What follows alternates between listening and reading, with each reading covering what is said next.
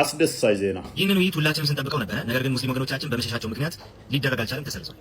ምክንያቱም ከቀናት በፊት እፎይና ሁሱ ባደረጉት ውይይት ላይ የደረሰባቸውን ያንን ውድመት ድጋሚ መቀበል አይፈልጉምና እንግዲህ ሰሞኑን ከኡስታዛቸው ጋር ቲክቶክ ላይ ያለን ከሚሉት ጋር በመጅሊስ እውቅና ካለው ከተሸለመው ጋር ለአንዴና ለመጨረሻ ጊዜ ኬረሩን ኢንድ ዳርገንለታል። በዚህ ምክንያት ብዙ የመጅሊስ ላይ ታዋቂ የሆኑ ኡስታዞችም በቴሌቪዥን ፕሮግራሞቻቸውም ውይይቶቻችን ላይ ሪፍሌክሽን እየሰጡ ነው። የተወያየኝ እስልምናን እንደማይወክል ሙስሊም እንዳልሆነ ውጪዝ እንደከፈረ ትክክለኛ ምላሽ እንዳልሰጠ ብዙ ኡስታዞች ምላሽ ሰጥተውበታል። ምን ይሄ ብቻ ለወር ያህል ቃሌ በመግቢያ ላይ እንደሰማችሁት ፕሮግራም እዘው ነበረ ሊወያዩ። አሁን የደረሰብን ስብራት ተወያዮቹ ምን አሉ? አሁን የደረሰብን ስብራት እስልምናን የሚበትን ስለሆነ ውይይታውን አናደርግም ብለው አፈግፍገዋል። ከነሱ ቃል በቃል በደንብ አስተውሉ። ሁሱ ተጽዕኖ ውስጥ እንዳለ ችግር ውስጥ እንደገቡ እስልምና የሚከተሉ ሰዎች ሊበተኑ እንደሆነ ኡማው ክፍፍል ውስጥ እንደገባ ውጪዝ ሙስሊሞች የሚከተሉትን ጭንቅላት የሌለውን አካል እንዴት አድርገን ድራማ ሰርተን እንታደግ እያሉ ነው። በውስጥ ያወሩት ሪከርድ ደርሶኛል፣ አስደምጣችኋለሁ። ምን ይሄ ብቻ ይሄን የደረሰብንን ኪሳራ ከሴጣን ጋር በደንብ አስተውሉ ወገኖቼ፣ ከሴጣን ጋር ቢሆን ሰርተን ኦርቶዶክሶች ላይ ፕሮፓጋንዳ ሰርተን ይህንን የገጠመንን ተግዳሮት ለማለፍ ከሴጣን ጋርም ህብረት አድርገን ቢሆን እንሰራለን ብለዋል። እዚህ ቲክቶክ ላይ ውርውር የሚሉ እንደዚህ አይነት ባለጌ እንደዚህ አይነት ናቸው። እንግዲህ የቲክቶክ ላይ የዋብያው ነው ኡስታዞች እስልምናን እንታደጋለን የሚሉት። በእርግጥ ድምፃቸውን ስላሰማዋችሁ ብቻ ለኦዲየንሶቼ ይቅርታ ጠይቃለሁ። ደግሜ አላደርገውም። እንደዚህ አይነት ባለጌዎችና ቆሻሾችን ኦዲየንሶቼ እንዲሰሙት ስለማልፈልግ ማለት ነው። ስለማይመጥኑ ለክብራችን ለኦዲየንሶቻችን ክብር ስለማይመጥኑ ይሄው አድምጡት። ዲቤቱ እኮ የጊዜው ሁኔታ እኮ ነው፣ እንደምታውቀው ነው ያለው ነገር። ውጥረቱን ታውቀዋለህ። አሁን ባለበት ሁኔታ ከሁሱ ጀምሮ እስካሁን ድረስ ያለው ነገር የምታውቀው ነው። ሰው በዛኛው ሰድ ከኦርቶዶክስ ጋር ያለው ነገር እኛ በዚህ ሰብ ሞር ኢምፖርታንት ነገር ነው። ያንን ነገር ማስተካከል የሚኖርብን ነገር አለ። ከሚዲያ ከራቃችሁ ብቻ ነው እናንተ የኛው ነገር ማይታያችሁ፣ ለእኛ ይታየናል። እንግዲህ በዚህ የኛውን ነገር ማስተካከል ይኖርብናል ብዬ አምናለሁ። እናንተ ደግሞ አያገባንም እኛ ብላችኋል። እኛ ደግሞ የምራኑ ሞር ኢምፖርታንት ፓርት ነው። እኛ ውስጥ እንዳለ ነው። ደግሞ ከሚዲያ ካራቃችሁ በስተቀር ምን ያህል ነገሩ እንደሆነ የሚደበቅ ነው ብዬ አላምንም። ፐርሰናሊ አይዞ ጭንቅላት የራሱ አይዞር ወደዛ ማለት ነው። ኮሚኒቲ በሰዓት ያለው ኢቨን እየዞረ ያሉ ቪዲዮዎችንም አጠቃላይ የኛ ብቻ ምክንያቱም እናንተ እንደ ክርስቲያን ሳይድ ሰራችሁ ራሱ በዛኛው ሳይድ ያላችሁ ስለሆናችሁ ብዛት ማች እናንተ ቦታም ላይ ኖሮ ይችላል። እኛ ግን ትልቅ ሁኔታ ውስጥ ያለ ነው፣ በጣም ትልቅ ማለት ነው። ስለዚህ እንዳሁኑ አይነት ለ10 ዲቤት አይኖርም፣ ከዚህኛ አይበልጥም ዲቤቱ። እኛ ይህን ነገር ትንሽ ረገድናብና ቅድም አብዶም እንዳለው የእንትናም ይህ ቫይራል የወጣው ነገር ቀዝቀዝ ይበልና የእኛ ኮሚኒቲው ላይ ነጋ ብዙዎች እኮ አሉ። ኮሚኒቲ ብዙ እዛ ህዝብ ላይ ሌላ ርዕስ መደረብ ስላልፈለግን ግን አሁን ችግሩ ያዘ ሳይድ እና ሌላ ኢሹስ ራሱ ጆይን አድርጉ ማድረግ የምንችልበት አይነት አቴንሽን አለ። እኛ ሙስሊሙ ኮሚኒቲ ነው ሊትራሊ ውይይቱን ሊያዳምጥ የሚመጣል ብዬ የማስበው አብዛኛው ማለት ነው። የሰሞንኛው ኢሹ ማለት ነው ይበልጣል ከዚህኛው እኛ ከያዝነው ፕሮግራም። ምንም አይካድ ነገር ነው።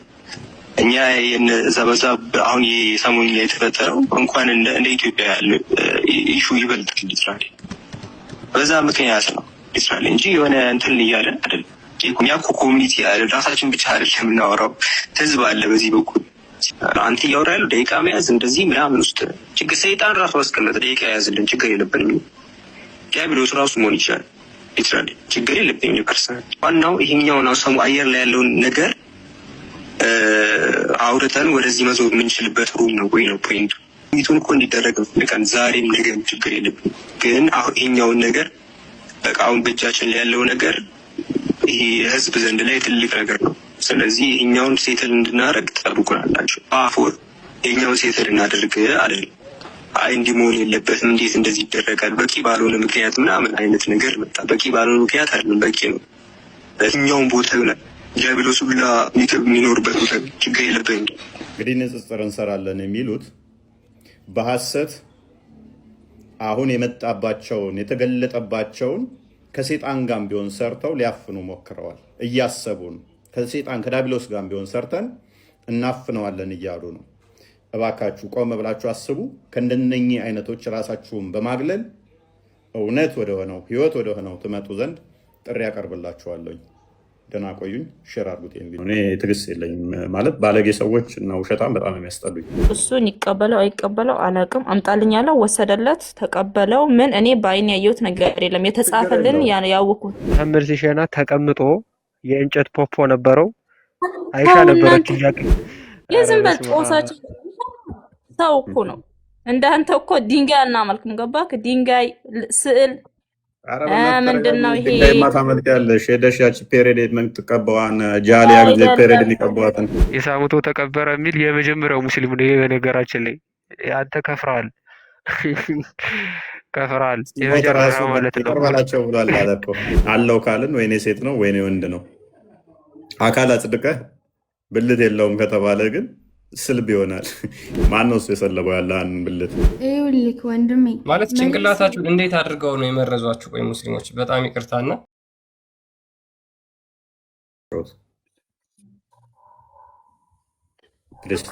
አሁን ይሄን ያወጣኸው የቁርአኑ መገኛ ንገራት። ከቁርአንና ከሀዲስ ላይ ካመጣ ማለት ነው። አንዴ ቤት አድርጊ። ቆይ ይህ ሲጀመር ከቁርአንና ከሀዲስ ላይ አይደለም ያመጣው። ለራስሽ ክብር ይኖርሽ። ሰው ቤት ገብተሽ ቢያንስ ሚዩት አድርጊ ስትባይ ሚዩት ማድረግን ልመጅ። አስማ አቤት። ያ ምንድነው እሱ አላህ አደምን በእጆቹ ሰራው በአፈር የሚለው ትክክለኛ መረጃ ነው። አይ ቲንክ ኪታብ ላይ መላእክቶችን ልኮ ምድር መልአኩ ሊዘግን ሲል ምድር እምቢ አለችው። ከዛ በኋላ መልአከ ሞት መጥቶ ምንም አታመጭም ብሎ መንጭቆ ወሰደ ምናምን የሚለው የምታውቂ ከሆነ እሱ ምናምን አይደለም። ኧረ እፎይ አንተ እኮ ትልቅ ሰው ነህ። ዳቆን ነህ። ዳቆን በስትክክል ለማብራራት ሞክር። አትዋሺ። ዲያቆን ነኝ አላልኩም። ተረጋጊ። እየነገርኩሽ ነው። ሜቢ የሰማሽው ታሪክ እንደዛ ካለ አዳምጪ። ላስወጣሽ ነው። እኔ ትዕግስት የለኝም ማለት ባለጌ ሰዎች እና ውሸታም በጣም የሚያስጠሉኝ። አትዋሺ በተቻለሽ መጠን። ስለዚህ እያረምኩሽ ነው። ሜቢ ሚስ የሆነ ኢንፎርሜሽን አዳምጪ። አስማ የማገናዘብ ችሎታ ካለሽ እየነገርኩሽ ነው። እኔም ነገም ተነገ ወዲያም ስለምታገኝ ጠይቂ ሂጂና አላህ አፈር ዘግኖ ነው የሰራው በእጆቹ የሚለው አላህ አይደለም፣ መላኢካ ልኮ ነው የወሰደው። ሶሪ ላስወርድሽ ነው እምቢ ካልሽ መልስ የለኩም። አታዳምጪኝም? ታዳምጫለሽ ወይስ ላስወርድሽ? እና ለምን ትቀጥፋለህ? ኦኬ ቀላል ነው። አንተ ያስመጣቸው በጎች ናቸው እንደዚህ ለእስላም ጥላቻ ያላቸው። መልካም አንቺ መልአክ ነው አፈር በእጆቹ ዘግኖ አንዴ ይሰማል። ቆይ ጣልቃ አትግቡ፣ አደርቡ አሁን የሚል አንድ መረጃ ታመጫለሽ። ስቲል አሁንም እንዴት እንደመለጥፍሽ ከዛ አሳይሻለሁ። ቀጥይ። ምን መልአክ ነው ዘግኖ አፈር ለአላህ የወሰደለት የሚል አንድ ማስረጃ እንጂ ማስረጃ አያስፈልገውም። ይሄ እውነተኛ ነገር አልተገለጠም። ማስረጃው አልተገለጠም የምትለው አንተ ጅል ላንፎ ታውቃለህ። ሲጀመር እንደዛ እንደሆነ አስማያ ቆይ የለም ማስረጃ። ቆይ አንዴ ማስረጃ ማለት ነው።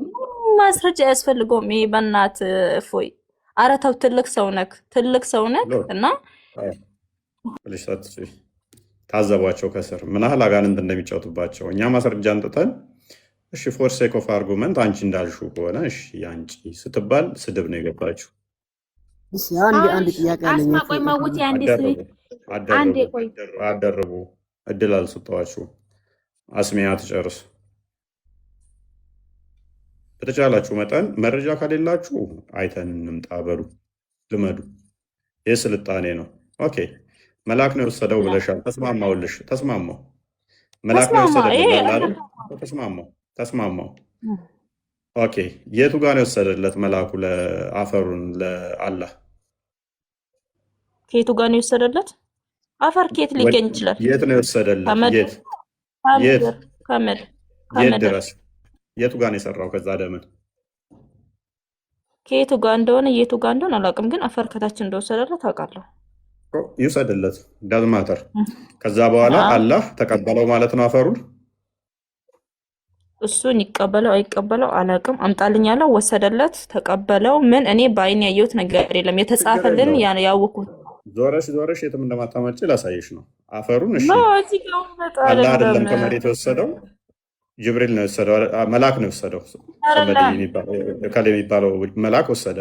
ያንን አፈር ተቀብሎ አዳምጪ፣ ቆይ አዳምጪ።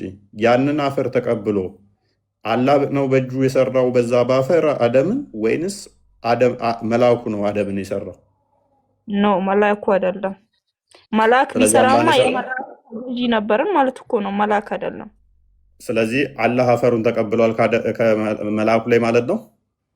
ቢሆን ነው የፈጠረው እንደዛ አድርጎ ተተቀበለው በኋላ በምኑ ነው የሰራው አደምን? አላህ በምኑ ሊሰራው ይችላል? እሱን አልፈላሰፍም። በቃ አምጣለው፣ ወሰደለት፣ አለቀ።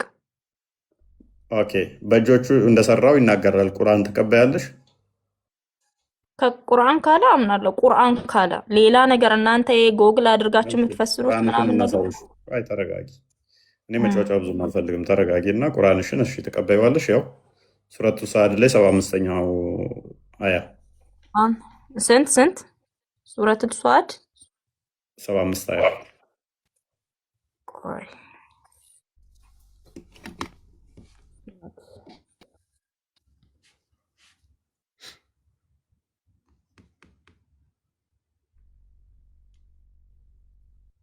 እሺ ያው አንብቤ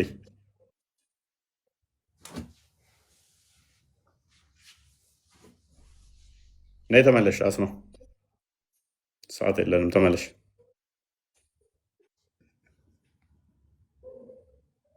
አስማ ያው ተከፍቶልሻል ፊት ለፊት ነው ማነበው እያልኩክ ነው። ሷድን አንብቤ ሱረቱ አውጣና ራስ ቆይ ላውጣ እየፈለኩት ነው። ይኸው ተከፍቷል ፊት ለፊት አደቀምሽ።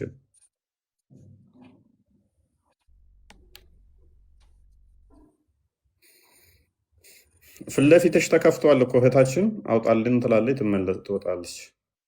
ኦኬ አውጪ የራስሽን። እሺ ችግር የለውም። 38ኛው ሱራ 75ኛው አያ ሱረቱ ሷድ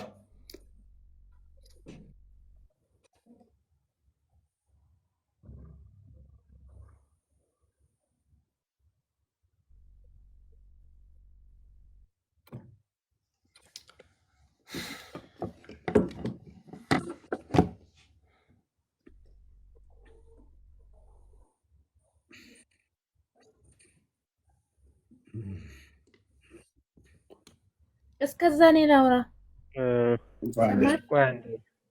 አንባ እስክትመለስ ድረስ እንጠብቃት። ምናልባት ግን መልአክ ወሰደለት የሚለውን ትርክት የምትቀበሉ ልጆች አላህ ዞሮ ዞሮ ከፍጥረቱ ገብቷል የሚለውን ማመን አለባችሁ። ምክንያቱም ጭቃውን በእጁ ሰራው አንደኛ፣ ሁለተኛ ደግሞ መልአኩ የሆነ ቦታ ድረስ ሄዶ ማቀበሉም አይቀር ነው። ምክንያቱም በቦታ ተወስኖ ስላለ አላህ በዛቱ ማለት ነው። ወይ መልአኩ ወደ ከአርሹ በላይ ሄዷል፣ ወይ ደግሞ አላህ ከአርሹ በታች ወርዷል ማለት ነው። ከሁለት አንዱ ነው የሚሆነው። አስቀምጦለት ሄደ አላችሁ፣ በእጁ ሰጠውም አላችሁ፣ ዞሮ ዞሮ ከሁለት አንዱ ህግ ጥሷል ማለት ነው። አላህ ከአርሹ በታች ወይ መልአኩ ከአርሹ በላይ ሄዷል። አንቺ ደግሞ ታነቢልናለሽ። አንዴ አንብቢልን። እሺ እንደዚህ ቲክቶክን ወጥታች አድርጌ ነው የማነባው፣ ወጥቼ ማለት ነው። ድምጼ ይሰማችኋል አይደለ? አይሰማም። እንደዛ ከሆነ አይሰማንም ከወጣሽ። ያው ፊት ለፊት ተከፍቷል እኮ ሱረት ሳር 75ኛው አያ። እሺ አንብብልኝ። አላህ ኢብሊስን ሆይ በሁለት እጆቼ ለፈጠርኩት ፈጥሬያለሁ። በምን ለፈጠርኩት ይላል?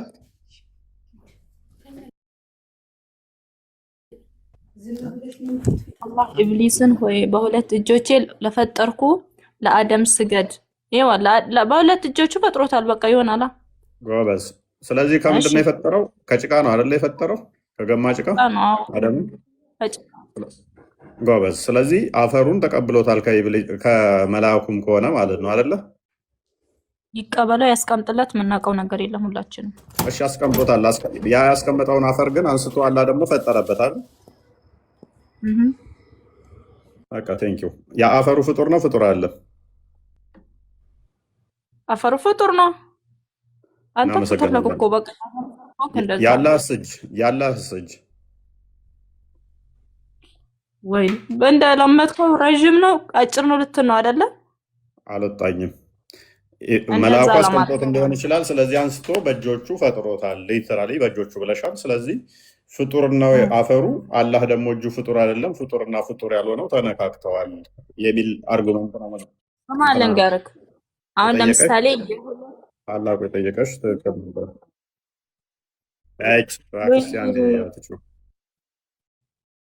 ምን አይነት ጭንቅላት አልባ እንደሆኑ እዋቸው። ለነገሩ አላህም ለካ ያለውን ሰው በእናትህ እፎይ ተው። እውነት ወንድ ከሆንክ አንተ ወንድ ከሆንክ ጭንቅላት አልባ ሆናችሁ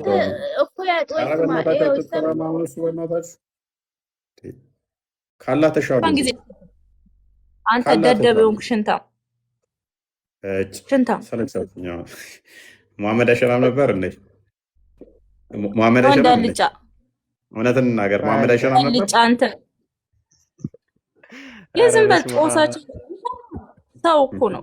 እንዳንተ እኮ ድንጋይ አናመልክም። ገባክ? ድንጋይ ስዕል ምንድን ነው ይሄ? ድንጋይ ማታመልክ ያለሽ ሄደሽ ያቺ ፔሬድ የምትቀባዋን ጃሊያ ጊዜ ፔሬድ የሚቀባዋትን ትስሚያት የለ እንዴ? በሙሙ ቅርጽ ተስራ የተቀመጠችልሽ ድንጋይ አክስ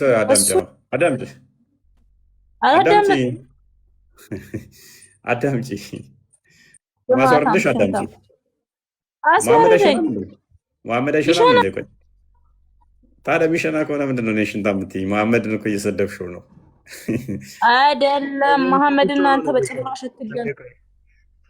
አስማያ መሐመድ ሲሸና ተቀምጦ የእንጨት ፖፖ ነበረው። አይሻ ነበረች እያቀፈች የምታሸን ነው። ትልቅ ሰው እኮ ናችሁ። ላሳይሽ ነው። ሀዲሱን ላሳይሽ ነው። ቁጭ ብሎ ነበር የሚሸነው። እፎይ ቁጭ ብሎ አይደለም የሚሸነው። ከነብይሽ ይሻላል። ከነብይሽ ይሻላል። አንድ አዳምጪ።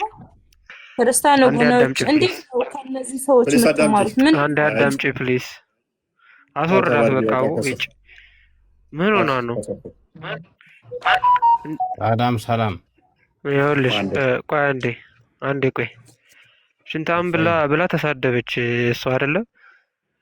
ነብዩ ቁጭ ብሎ አይሻ ካቀፈችው በኋላ በእንጨት ፖፖ እየሸና ነው የሞተው። አሟሟቱ ማለት ነው። እፎይ ቁጭ ብሎ አይደለም የሚሸነው። ከነብይሽ እየተሻለ ወንድ ስለሆነ ማለት ነው። እሱ ቁጭ ብሎ ነው የሚሸነው። ነብይሽ ቀሚሱን ከርፈፍ አድርጎ አንጫርሮ ነው የሚሸነው። ሽንታም ብለሽ ስትሳደቢ አንቺ ላይ ተመልሶ ባክፋየር እንደሚያደርግ ማወቅ አለብሽ። ምንም አይነት ስድብ ስትሳደቡ ማለት ነው። ለምን ቁጭ ብላችሁ እንደምትሸኑ በዛውም ብታጣሩ ጥሩ ነው። አልዙጥ እየመጣ ሲለጠልጠው ስለሚያድር ማለት ነው።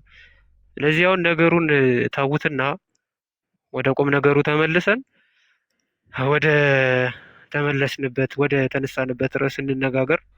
ቀጥሎ ፉቲ። ኦኬ አብዲ እንኳን ደህና መጣ። ሰላም አለይኩም። ሰላም ክርስቶስ ከኔም ከአንተም ጋር ይሁን። ጥያቄውን ሰምተዋል? ጥያቄው እየሰማሁት ነው እና ትንሽ ስድብ ነገር ስላለው ትንሽ እየደበረኝ ነው። ለዛ ሶሪ። ያው አንዳንዴ ሚስ አለመግባባት ይኖራሉ። መልካም እሺ፣ ጥያቄው ላይ ፎከስ እናድርግና አላህ የት ነው ያለው ብለህ የምታምነው አንተ? እኔ አላህ ሰባተኛ ሰማይ ነው ያለው። ኦኬ፣ አካላቶች እንዳሉት ታምናለህ? አለው። ኦኬ፣ ሰባተኛ ሰማይ ማለት ከሱ ጋር ሌላ ፍጥረት አለ ወይንስ እሱ ብቻ ነው ያለው? የለም፣ ከሱ በላይ ሌላ ፍጥረት የለም። እሱ የፈጠራቸውን አላህ የፈጠራቸው ፍጡር ማለት ሰው ነው ያለው። አይ ከሰው በላይ ልዩ አሁን ለምሳሌ ከሰው ሌላ ፍጡራን አሉ። ከሰማይም ፍጡር ነው አይደለ? ከሰማይም ፍጡር ነው። አሁን አላህ አንተ ያው እኛ የምንለው ነቢይላህ ኢሳ ነው። ነቢይላህ ኢሳ ሲሞት ሰማይና ምድር የጠበቃቸው እነማን ናቸው? ነቢይላህ ኢሳ ሞቷል። እሺ ቆይ ኢሳይን ነው ያለው እንደ እስልምና። ኢሳ እንደ እስልምና ነቢያት ነው ይባላል። እንደ ነቢያት ነው የሚቆጠረው ማለት ነው። አንተ አሁን ነቢይላህ ኢሳ እንደ ፈጣሪ ቆይ አብዲ እንደ እስልምና ኢሳ አልሞተም አይደለ?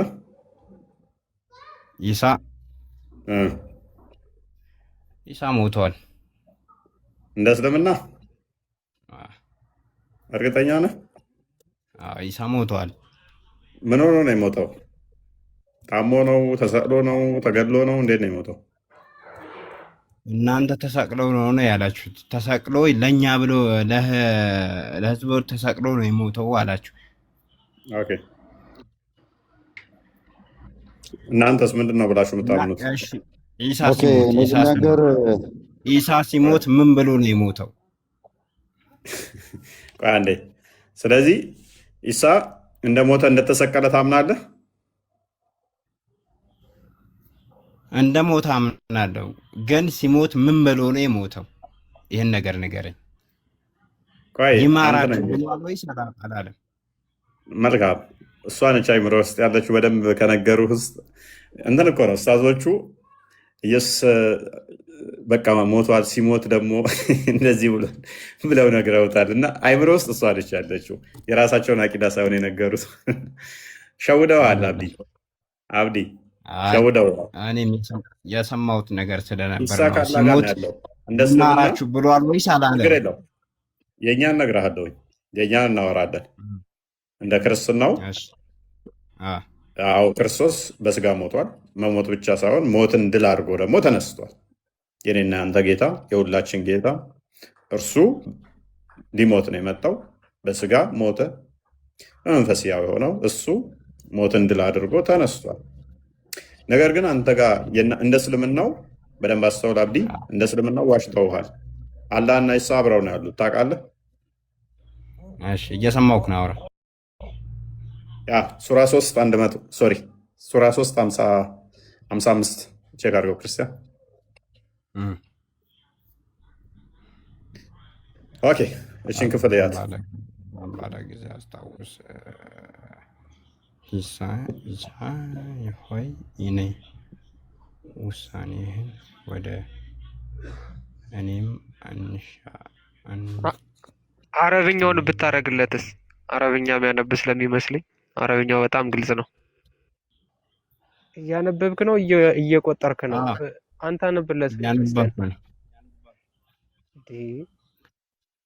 ድሮ አንድ አላህም እያለን የምናነብ ድሮ ነበር።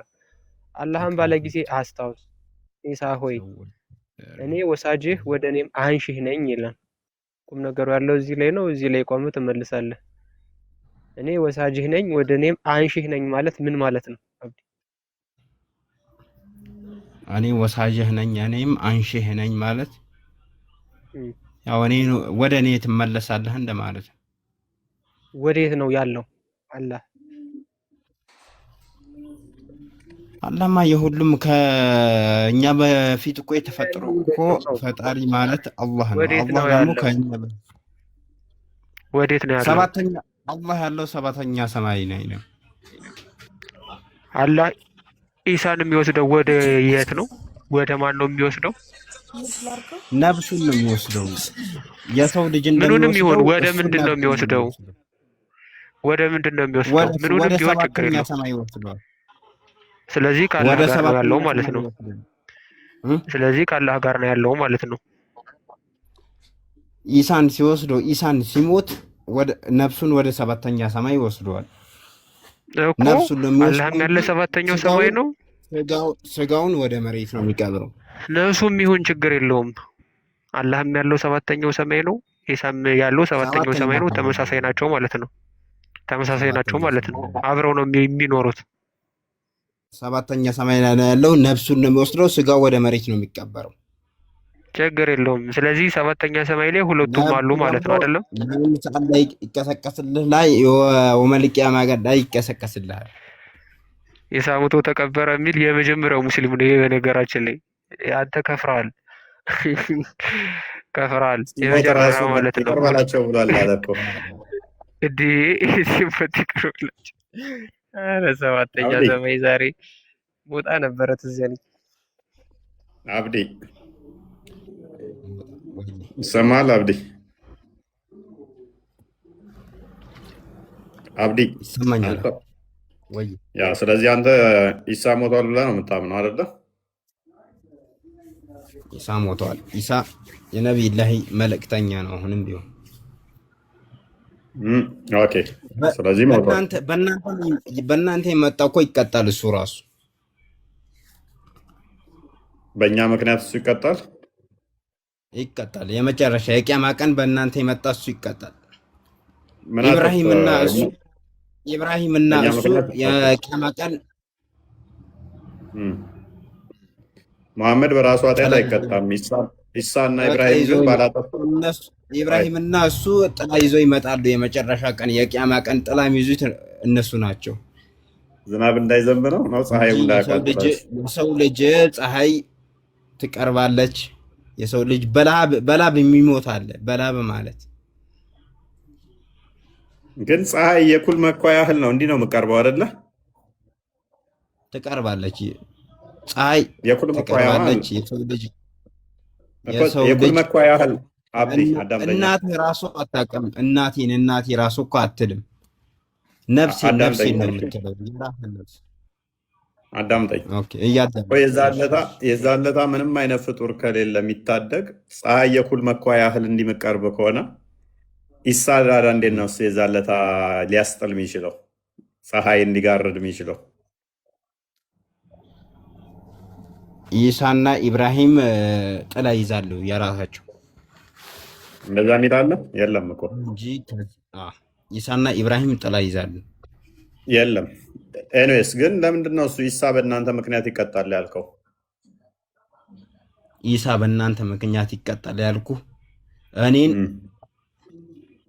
ይማራችሁ ብሎ ነው ሲሞት፣ መጨረሻ ላይ ሲሞት ይማራችሁ ብሎ ነው የሚሞተው። ይማራችሁ በማለቱ እንዴት ይማራችሁ ትላለህ ተብሎ ይቀጣል። ይማራችሁ ብለዋል። ይማራችሁ ማለት ምን እንደማለት ታውቃለህ? ከሱ በላይ ፍጡር እንዳለ እሱ ስለሚያውቅ ይማራችሁ ብሎ ነው የሞተው። የሚቀጣበት ይሄ ነው። በቂያማ ቀን ነቢዩላህ ኢሳ ሲሞት ይድፋችሁ ይግደላችሁ ነበር እንደ ሙሐመድ ማለት የነበረበት። ሙሐመድ ሲሞት እንደዛ ነው ያለው። ክርስቲያንና ይሁዶችን አላህ ያጥፋችሁ እያለ እየተራገበ ነው የሞተው። ኤኒዌይስ ወደ ቶፒኩ ባክ እናድርግና አንዴ ነቢዩላህ ኢሳ ሲሞት አንዴ አዳምጠው ወንድማችን። ኦኬ አላህ ያለው ብለህ ነው አሁን የምታምነው? ከሰባተኛ ሰማይ በላይ ነው ያልከን? ሰባተኛ ከሰማይ በላይ ነው ያምንበታል። ከሌሊቱ አንድ ሶስተኛ ወደ ቅርቢቱ ሰማይ እንደሚመጣ ታምናለህ? ከሌሊቱ ሌሊት አላህ ወደ ቅርቢቱ ሰማይ እንደሚመጣ። ቆይ ድገም፣ ትንሽ ኔትወርክ እየያዘኝ። አላህ ሌሊት ወደ ታች እንደሚመጣ ታምናለህ ወይ? ወደ ቅርቢቱ ሰማይ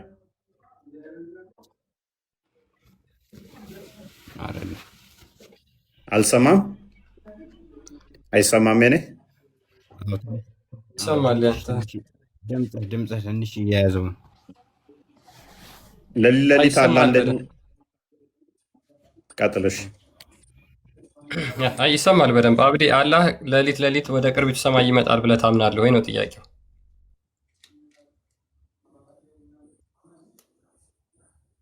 ማይክን አንሳና መልስ። ሌሎቹን አስቀጥላቸው። ካሊድ እንኳን ደህና መጣ። ቢኒ ሰላም ብያለሁ።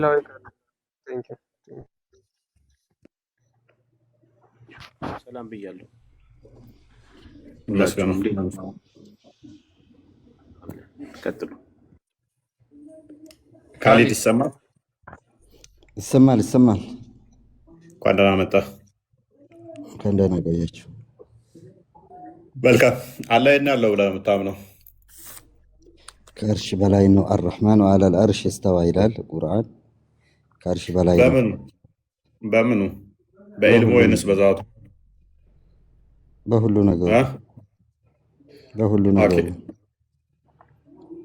በዛት ሚል አለ። አርረሕማኑ አለል አርሽ እስተዋ ቢዛቲሂ ሚል አለ። አርረሕማኑ አለል አርሽ እስተዋ ይላል። አላህ ከአርሽ በላይ መሆኑን ነው እኛ የምናውቀው። ኦኬ መልካም እሺ። ይህንን እንደዛ ማይል ሰው ሙስሊም ነው? አላህ ከአርሽ በላይ አይደለም የሚል ሰው ሙስሊም መባል ይችላል? የማይል ነው ወይስ የሚል? እኔ ሙስሊም ነኝ፣ አላህ ከአርሽ በላይ ነው ብዬ አንተ ትላለህ። እኔ ደግሞ አላህ ከአርሽ በላይ አይደለም ሰንበዲ የሚል ባገኝ እሱ ሙስሊም ነው ማለት እንችላለን? አላህ ከአርሽ በላይ አይደለም ከአርሽ በላይ ተብሎ አይባልም ቢል ክዷል ነው እኛ የምንለው። ስለዚህ ከእስልምና ወጥቷል። ቁርአኑ እኮ ነው አርረሕማኑ አለል አርሽ እስተዋ ያለው ቁርአኑ ነው። የአላህን ቃል ካዴ ሰው ካዲ ነው የሚባለው። ያ ካዲ ስለዚህ ገነት ነው የሚገባው ገሃነም? ካዲ ያው ገሃነም ነው የሚገባው። ክዷል ኦልሬዲ አላህን ስለ ካዴ። መልካም እሺ። አላህ ከአርሽ በላይ የሆነው መቼ ነው? መቼ ነው አልተባለም። ኦኬ አላህ ከአርሽ በላይ ነው ብለው ያስተማሩ ነቢያቶች አሉ? ነቢያቶች በሙሉ አላህ ከአርሽ በላይ ነው ብሎ ነው የሚያምነው።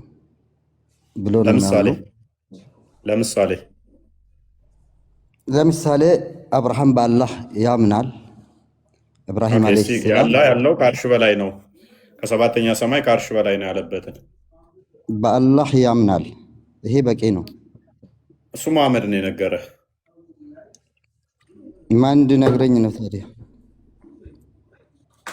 መሐመድ ከተናገረው ውጭ ያለ ነቢያቶች አላህ ከአርሽ በላይ ነው ብለው የተናገሩበት ሌላ የሚነግረኝ እኔ እኮ የቁርአን ተከታይ ነኝ። ነቢዩ መሐመድ ሰለላሁ ዐለይሂ ወሰለም ቁርአን የወረደላቸው ነቢይ ናቸውና የእሳቸውን መመራ አስተምህሮትን ተከታይ ነኝና በቁርአን ላይ አርረሕማኑ አለል አርሽ እስተዋ ተብለው ስለተጻፈ ነቢያት በሙሉ በአላህ ያምናሉ ብለን እናምናለን። እሱን መሐመድ ነው ያለ። መሐመድ እኮ ነው ያለ ነቢያቶች እንደዚህ ያምናሉ ብሎ መሐመድ ነገረ። ከዛ በኋላ አብርሃም ስልህ ከቁርአን ላይ ትሰጠኛለህ መሐመድ የተናገረውን። እኔ እየጠየቅኩ ከመሐመድ አደርበኛ መሐመድ ይህንን ከመናገሩ በፊት በነቢያቶቹ ላይ በነቢያቱ አፍ ላይ ዋሽቶባቸዋል ብዬ ነው ማምነው እኔ። ምክንያቱም ከመሐመድ በፊት እንደዛ ብለው ያሉበትን አሌስ ማምጣት አለብህ። ኦኬ አንተ አሁን ለምሳሌ ምን ላይ ቆመህ ነው ነቢዩ መሐመድ አርረሕማኑ አለል አርሽ እስተዋ ብሎ ያስተማሩት ነቢያት በሙሉ ተቀብለዋል ብለው ውሸት ነው ብለህ አንተ ልትናገር የቻልከው ምን ላይ ቆመህ ነው? የነቢያት አስተምሮ ላይ ቆሜ። የት አለ የነቢያት አስተምሮ ይሄ ውሸት ነው የሚል? ምክንያቱም የትኛውም ነቢይ አላህ የሚባል አካል ከሰባተኛ ሰማይ በላይ ከአርሽ በላይ ነው ያለው ብለው ስላላስተማሩ። ኦኬ ምን ብሎ ነው ያስተማሩት አለ ነቢያት? ነቢያቶቹ በሁሉ የሞላ እግዚአብሔር እንደሚያመልኩ ነው የነገሩን እንጂ ከአርሽ በላይ ነው ያለው ብለው አልነገሩንም። ከፍጡራኑ እንደው ተነጥሎ የሆነ ቦታ ተደብቆ የተቀመጠ አምላክ አልሰበኩም። ኦኬ በሁሉ ላይ የሞላ በሁሉ ላይ ለምሳሌ ኤርሚያስን ትንቢተ ኤርሚያስን አንዴ ክፈትለት ቁጥር 23 ምዕራፍ 23 ቁጥር 31 አካባቢ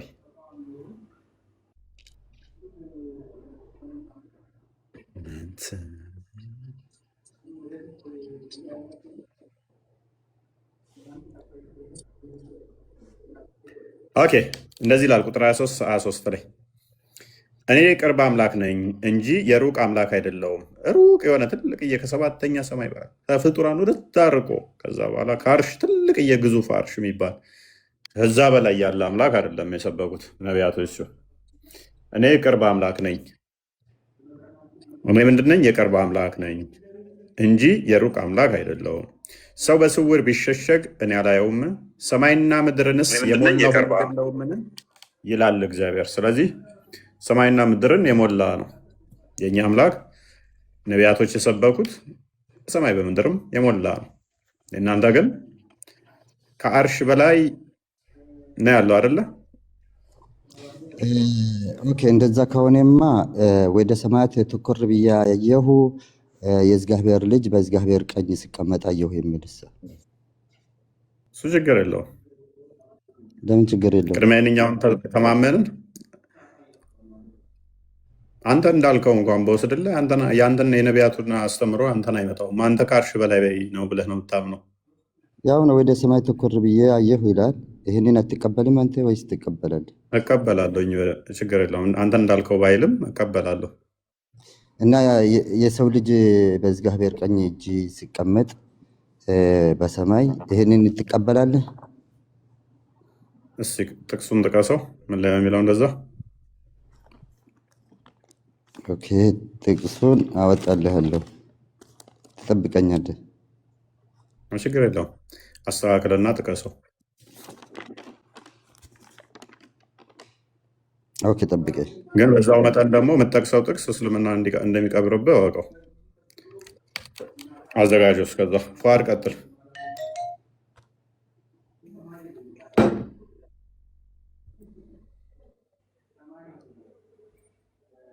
ፏድ አለ። በነገራችን ላይ እፎይ አሁን እየጠቀሰው ጥቅስ ማለት ነው የእግዚአብሔር ልጅ በቀኙ ተቀምጬ አያለሁ ተቀምጦ አያለሁ ይላል። እሱ ደግሞ እያለ ያለው አላህ ከአርሽ በላይ አለ ነው። ስለዚህ አላህ ልጅ ያለው እያለ ነው ማለት ነው። የሰውዬ እኮ ሳያውቀው በቃ እስልምና እንግዲህ እስልምናን እየቀበረው ነው። ምን አይነት ባለማወቅ የሚጠቅሱትን እንኳን አያስተውሉት። እስቲ ይቀጥል።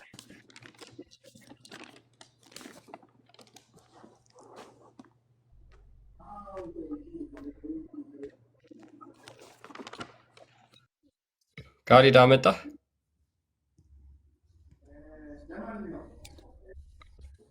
አይ ቲንክ ፏድ ይቀጥል። እስኪያመጣ ፏድ። አቤት፣ ሰላም ናችሁ? ሰላም ነው። እንዴት ነህ? ሰላም፣ ፈጣሪ ይመስገን። ኦኬ፣ አላህ የት ነው ያለው ብለህ ነው የምታምነው ፏድ?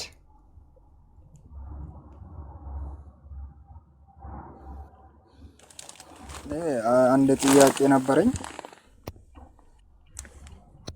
ይህን ጥያቄ መመለስ ትችላለህ? መጀመሪያ እኔን ጥያቄ አትመልስም? ይመለስልሃል። ቶፒካችን ላይ እንቁምና እስኪ አላህ የት ነው ብለው ነው ያስተማሩ አንተን?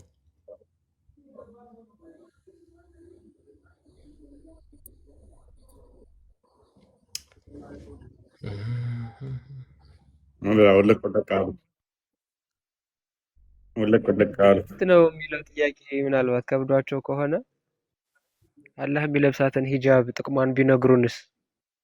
ስለሷም ምናልባት አንድ ቀን እንገባበት ይሆናል በርግጥ ጊዜር ከፈቀደ።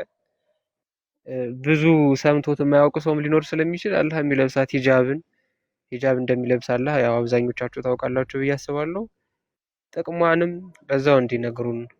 የሚለብሳት ሂጃብ ከፍጡራን ወገን ናት ወይስ ካልተፈጠሩት ከአርሾ ከምናምን ወገን ናት የሚለውንም በዛው እንዲያስረዱን እናደርጋለን። ዛሬ ግን ከቻላችሁ ስለ አርሾ መልሱ። ማትችሉ ከሆነና አቅማችሁ የማይፈቅድ ከሆነ ግን እንግዲህ ኒውት እያደረጋችሁ ትወርዳላችሁ፣ እኛ እናብራራላችኋለን ማለት ነው።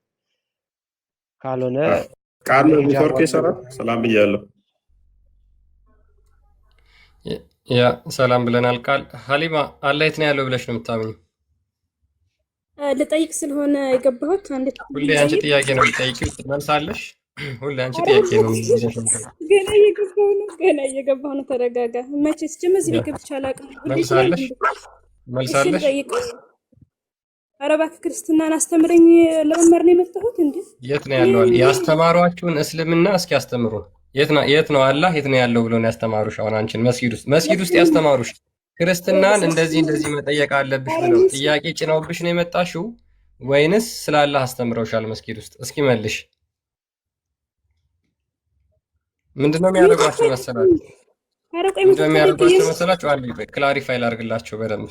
መስጊድ ውስጥ ስለ ክርስትና መጽሐፍ ቅዱስን ቁጭ ያደርጉና ያሸክሟቸዋል ጥያቄ። ክርስቲያኖች እንደዚህ ብላችሁ ጠይቋቸው፣ ስለ ስላሴ እንደዚህ ብላችሁ፣ ስለ መጽሐፍ ቅዱስ እንደዚህ ብላችሁ፣ ስለ ክርስቶስ እንደዚህ ብላችሁ ጠይቋቸው ብለው ጥያቄ ያሸክሟቸዋል። ስለ ፈጣሪያቸው ግን ምንም የሚያውቁት ነገር የለም።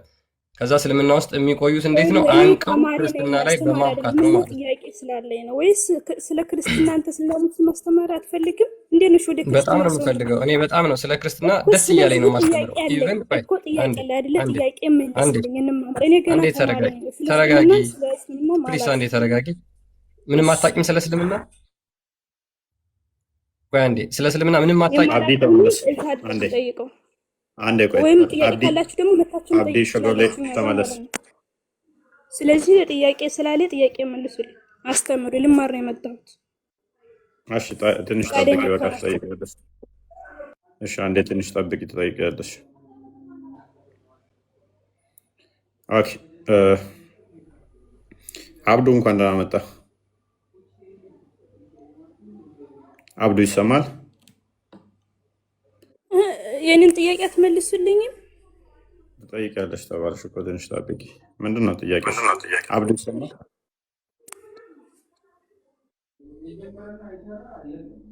ምንድን ነው ጥያቄሽ? እሺ ስለ ስላሴ ትንሽ እንድታስረዳኝ ነበር። ምንድን ነው ስላሴ ላይ ጥያቄሽ? ኦኬ ስላሴ ላይ ጥያቄ፣ ስላሴ የነቢያት አስተምሮ ነው ወይ የሚል ነው ወይም አይደለም? በሚገባ።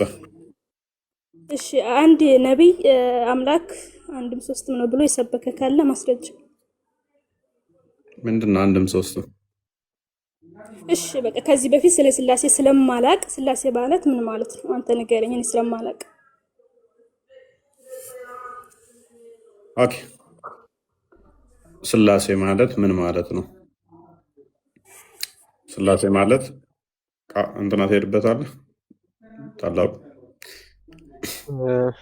ምናልባት እንደው ቶፒኩን እንዳታስቀይረን የተወሰነች ደቂቃ እንንገራትና ወደ ቶፒካችን እንመለሳለን። በቃ ጠራ አድርጎ መለስ ነው። እሺ ፖዝ ላይ ነሽ፣ ተመለሺ። ለአንቺ ነው የምንጠይቀው፣ ሌላ አጀንዳ አትቀበይ። ተመለሽ፣ ሚውት አድርገሽ ስሚ አሊማ። እሺ ስላሴ ማለት ሶስትነት ማለት ነው። ቀጥታ ቃሉ ሲተረጎም ልዩ ሶስት ማለት ነው። በአንድ መለኮታዊ ባህሪ ውስጥ ያሉ ሶስት ህላዋን አካላትን የሚያሳይ ነው። ይሄ ነው ስላሴ ማለት። ቴንክ ዩ። ተመልሶልሻል።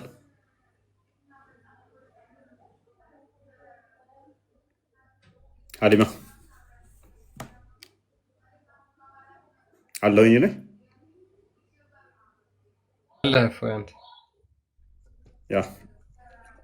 ናችሁ። ሰላም ክርስቶስ ይብዛላችሁ። ሰላም ልበላችሁ በዚሁ አጋጣሚ ሁላችሁንም ሰላም ብያለሁ። ሰላም ብያለሁ።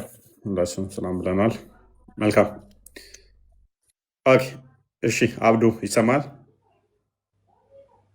ሁለት አብዱ አላችሁ ከስር፣ አንዋርም አለ። ይሰማል? አሁን ኔትወርክ ትሰማለህ? እንኳን ደህና መጣህ። ትንሽ ኔትወርክ አስቸግራኝ ነው። ይሰማል አሁን ላይ? አሁን እኔ ይሰማል። እንኳን ደህና ቆይ። ተቆጥቶብኝ ነበር። አንዴ ልጨርስም። አብዱ ይቅርታ ወንድሜ። ጨርሽ። ሰላም ነው። እሺ አንዴ አብዱ ትቀጥላለሽ። እሺ አሊማ ምንድን ነው? እሺ ሌላ ምን ቀረሽ? አሁን እንደዚህ ያብራራኸውን ነገር የነቢያት አስተምሮ ነው ስላሴ ስላልክ፣ እስኪ አንድ ነቢይ አምላክን በዚህ መልኩ የገለጸ ነቢይ ከባይብል ውስጥ ብታሳየ ደስ ይለኛል። ያው እርግጠኛ ለመሆን ያክል ለመረዳት ያክል። ኦኬ አንቺ አድክም ነሽ። መዝሙረ ዳዊት ምዕራፍ 33 ቁጥር 6 አንዴ አይ ቲንክ ቼክ አድርግልኝ።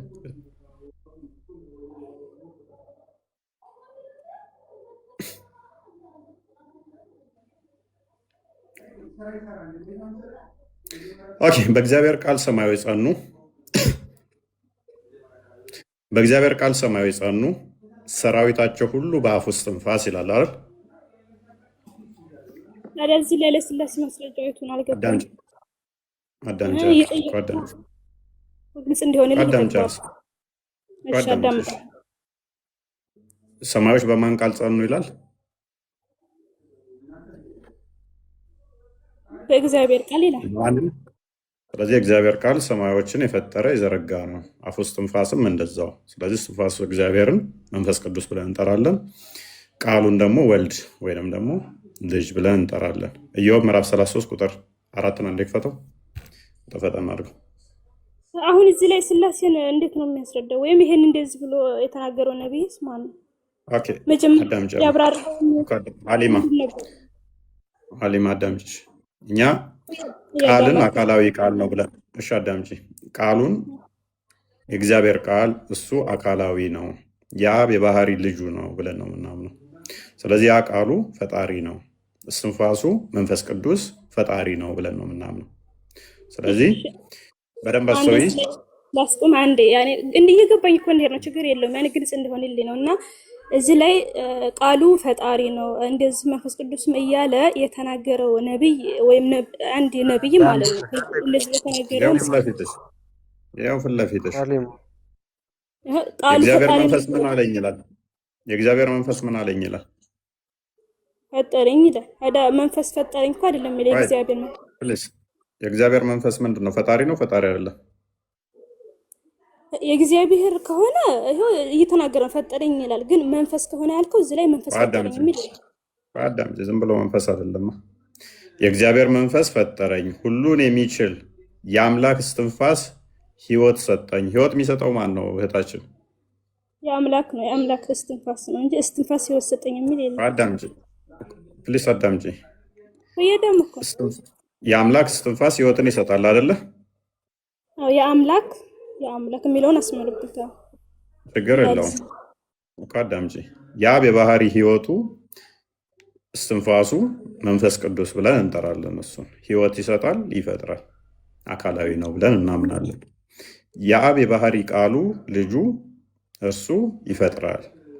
ልክ አንቺ ቁርአን ያለ ቃል ነው ፍጡር አይደለም ብለሽ እንደምታምኚ እኛም ደግሞ ምን እናምናለን? የእግዚአብሔር ቃል እርሱ አካላዊ ነው፣ ዝሩ አይደለም፣ እንደ ሰው በአየር ላይ የሚፈስ ዝሩ አይደለም፣ መፍጠር የሚችል አካላዊ ነው። ስለዚህ የእግዚአብሔር ቃል ፈጠረኝ፣ እግዚአብሔር ቃል ፈጠረ ሰማዮችን ሲል ቃሉ ፈጣሪ ነው፣ እስትንፋሱም ፈጣሪ ነው። ስለዚህ ምን እናምናለን? አዳምጪ ማለት ግልጽ ያልሆነልኝ እኮ እየጠየኩት የምንግባባው እዚህ ላይ የእግዚአብሔር መንፈስ ፈጣሪ ነው የሚለው ወይስ መንፈስ ራሱን ችሎ ፍጡር ነው ወይም ፈጣሪ ነው ይላል? እዚህ ላይ ባመጣው ጥቅስ መሰረት እኛ ፍጡር ነው ለማህታችን መንፈስ የእግዚአብሔር መንፈስ ፍጡር ነው እንላለን እንዴ? የእግዚአብሔር የባህሪ ህይወቱን እኮ ነው። አዳምጪ እሺ። የባህሪ ህይወቱ የባህሪ እስትንፋሱ አካላዊ ነው፣ መፍጠር የሚችል ነው።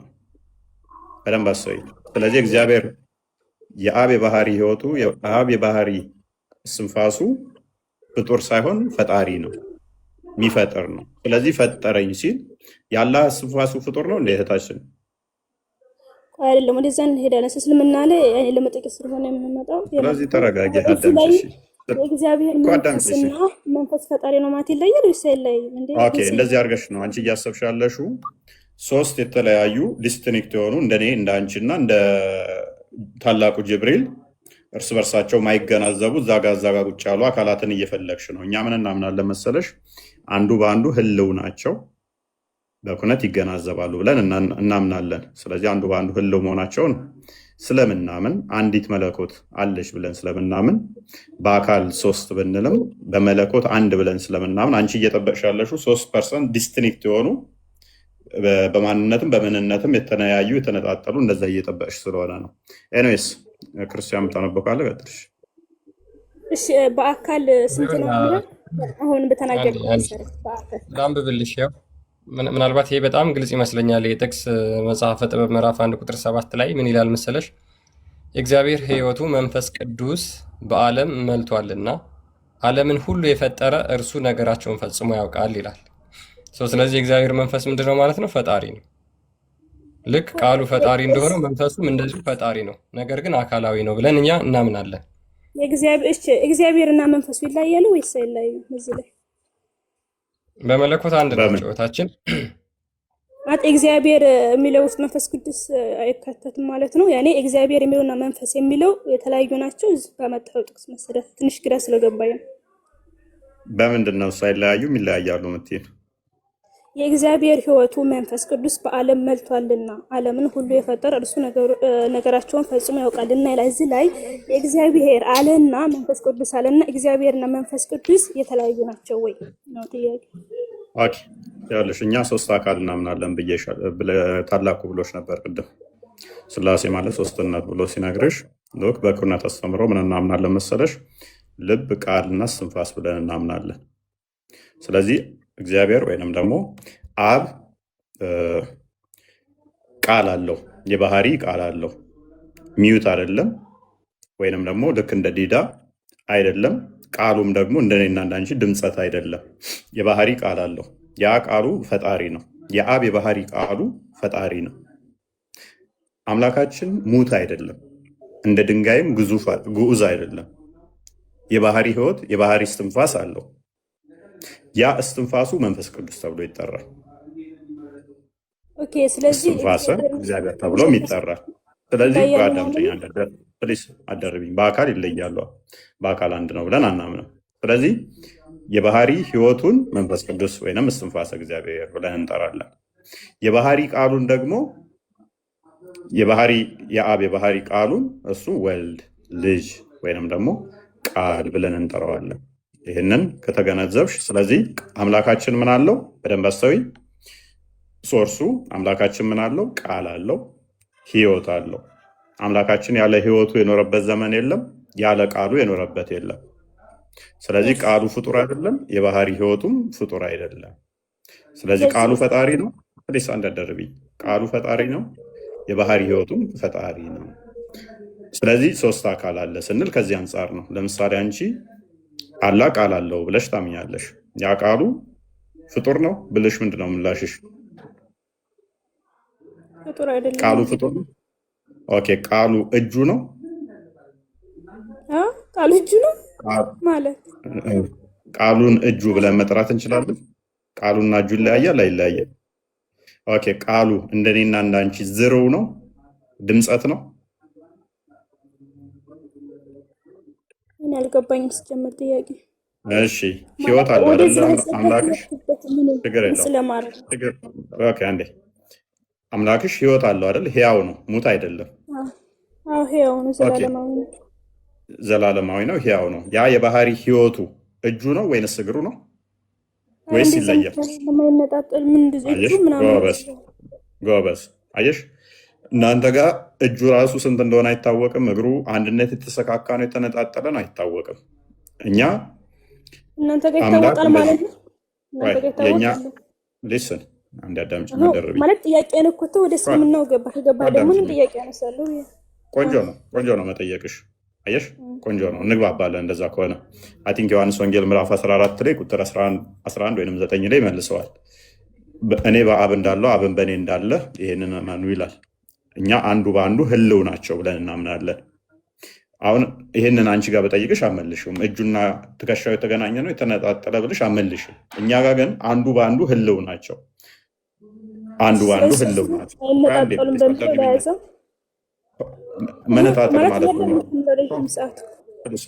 መነጣጠል ማለት ምን ማለት ነው? ነጣጥለሽ ምን እንደዚህ ሶስት ቁጭ አድርገሽ ማለት ሶስት አካል በቁጥር ደረጃ አስቀምጣችሁት አይደለ? አምላክ ሶስት አካል አለው ብላችሁ አይደለ? እሺ አሁን ወደ መጀመሪያ ጥያቄ ስመለስ አንድ አዳምጪኝ። 3 2 1 ተብሎ ራሱ አይቆጠርም። ነገር ግን ሶስት ስንል ሶስት አካላት አሉ። ያ ቃል አለው አምላካችን፣ የባህሪ ቃል አለው፣ የባህሪ ህይወት አለው። ይነጣጠላሉ። አንዱ የሌለበት አንዱ የሚኖርበት አለው የለም። ምክንያቱም አምላካችን አብ ባለበት ሁሉ ባለበት ዘመን ሁሉ አብ ባለበት በተነገረበት ቅጽበት ሁሉ ወልድ ይጠራል። አብ ባልሽበት ላይ ቃሉን እየጠራሽ ስለሆነ ልጅ አይምን አባት እያልሹ ስለሆነ ያለ ባህሪ ህይወቱ ደግሞ ሊኖር ስለማይችል ማለት ነው። የባህሪ ህይወቱ መንፈስ ቅዱስ ነውና ለዛም ነው ዮሐንስ ወንጌል ምዕራፍ 1 ላይ ቁጥር 18 ላይ በአብ እቅፍ ያለ ይለዋል። በአብ እቅፍ ነው ያለው። ስቲል በምድር ቢገለጥ በአብ እቅፍ ስቲል ነው። ስለዚህ እነዚህ ተነጣጥሎ ሶስት ቁጭ ያሉ እንደናንተ አድርገሽ አትሳዩ። እኛ አምላክ ፓርቶች ኖረውት ሆሉ በፓርቶች የተገነባ ነው ብለን አናምንም። ፓርቶቹ ሆሉን የገነቡት እንደዛ ስለማናምን፣ ስለዚህ እጅግር ምናምን ነገሮች ተገጣጥመውለት እነኛ ፓርቶቹ ከዛ እንደዛ ፖሉን አላልኩም። ገንብተው ሶስት አንዴ እንደዛ ሶስት አላልኩም። ያላልኩኝም ሶስት እንደዛ የተገነባ ስለሌለ ማለት ነው። ስለዚህ በቃ ሎንግ ስቶሪ ሾርት አምላካችን ቃል አለው፣ ቃሉ ፈጣሪ ነው። አምላካችን የባህሪ ህይወት አለው፣ የባህሪ ህይወቱ ፈጣሪ ነው። ስለዚህ ሶስት ስንል ከዚህ አንጻር ነው። አንድ መለኮት፣ አንዲት አገዛዝ፣ አንዲት ስልጣን አለ። ዳሴት ወደ ቶፒኩ መልሰው ክርስቲያን። ስለዚህ አንድ አካል አንድ አምላክ ሶስት አካል አለው ማለት ነው አይደለ? ይሄን ልረዳ ያለ መረዳት ሀሊማ ይብቃ። አንድ አምላክ ሶስት አሁን አካል ያስረዳት ይቻላል። አንዴ ብቻ መጨረሻ ያኔ አምላክ ሶስት አካል አለው አይደለ? በዚህ ላይ ልረዳ። ኦኬ አምላክ ሶስት አካል አለው። እንደዚህ ቃል በቃል አንተ እንዳልከው አምላክ ሶስት አካል አለው ብሎ ያስተማረ ነብይ ካለ ደግሞ ይበልጥ ግልጽ እንደሆነልኝ ሰጠኝ መረጃ። ሰጠንሽ፣ አሳየንሽ፣ አሁን መጽሐፍ አሳየንሽ። አይ አይደለም ያኔ የተለያየ ቦታ እያመጣች ምናምን ሳይሆን ልክ አሁን አንተ እንዳልከው ለኔ እንደገባኝ አንድ አምላክ ሶስት አካል አለው ብሎ ያስተማረ ነብይ እንደዚህ ያለ ማለት ነው። ጎበዝ። ስለዚህ ምን ሰጣንሽ? አንዴ ማቴዎስ ወንጌል ምዕራፍ 28 19 ላይ ክርስቶስ ራሱ ነግሮናል። አንድ ሁለተኛ ደጋግሞ ክርስቶስም ይህንን አስተምሮናል። ዋናው ነገር ፕሊዝ አደረብኝ አምላካችን ቃል አለው። ቃሉን ልጅ ብለን እንጠራለን። አምላካችን የባህሪ ህይወት አለው። የባህሪ ህይወትን መንፈስ ቅዱስ ብለን እንጠራለን ብዬ ደጋግሜ ተገባብተናል። ሶስት የሚለውን የፈለግሽው እንግዲህ ሂዱና አህዛብን ሁሉ በአብ በወልድ በመንፈስ ቅዱስ ስም እያጠመቃችሁ ያዘዘዋችሁን ሁሉ እንዲጠብቁ እያስተማራችሁ ደቀ መዝሙርት አድርጓቸው፣ እኔም እስከ ዓለም ፍጻሜ ድረስ ሁልጊዜ ከእናንተ ጋር ነኝ ብሎ ክርስቶስ ዘግቶልናል። በማን በአብ።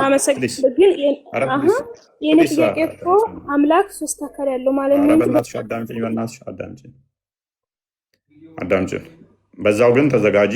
አላህ ስንት አካል እንዳለው የነገረሽ ካለ ታዘጋጅልናለሽ። አላህ ስንት አካላቶች አሉት? ስለዚህ ሶስት አካላቶች ነው የተጠሩት በሚገባ በአብ በወልድ በመንፈስ ቅዱስ ብሎ ክርስቶስ ነግሮናል። የመጨረስ እኮ አላህ ስንት አካል እንዳለው የተናገራለ። ልጠይቅ እንጂ ልጠይቅ አይደለም የገባው።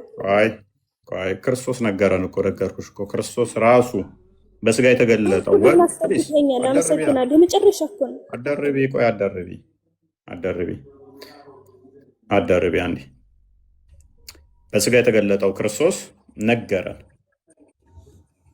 ስለዚህ እሱ ከነገረን እሱ ከገለጸልን ውጭ ሌላ ገለጻ አንፈልግም። ደጋግሞ ነግሮናል ይሄንን ደግሞ። ስለዚህ አሁን አንቺ ጋር ቆይ አዳምጪ። አንቺ ጋር አልጨረስኩም። ቆይ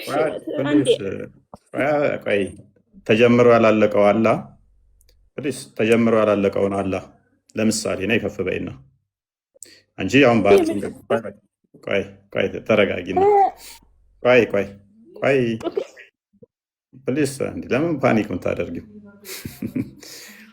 ለምን ፓኒክ ታደርጊ? ተረጋጊና ቆይ አዳምጪ ፕሊስ። አላህ ጭንቅላት ይኑረው አይኑረው አናውቅም ብለው ነው ያመለኩት ወይንስ? ፕሊስ አንዴ ተረጋጊ። ነቢያቶች አምላካችን ጭንቅላት ይኑረው አይኑረው አናውቅም ብለው ነው ያመለኩት ወይንስ አካሉ ተውና ዋናው አስተምሮ ስላሴን ፕሊስ ጭንቅላት አልባ ነው ያመለኩት ነቢያቶች ወይንስ ጭንቅላት? ኧረ ተረጋጊ። መልስልኝ ፕሊስ። ኦኬ እሺ በቃ ቴንክ ዩ። ጭንቅላት አልባ ስትከተሉ እንደዚህ ነው፣ እናንተም ጭንቅላት ታጣላችሁ። ነቢያቶች ያስተማሩ ጭንቅላት አልባ አምላክ ነው ብለው ነው። አምላካችን ጭንቅላት ይኑረው አይኑረው አናውቅም ብለው ነው ያመለኩት። እኔስ ቀጥል።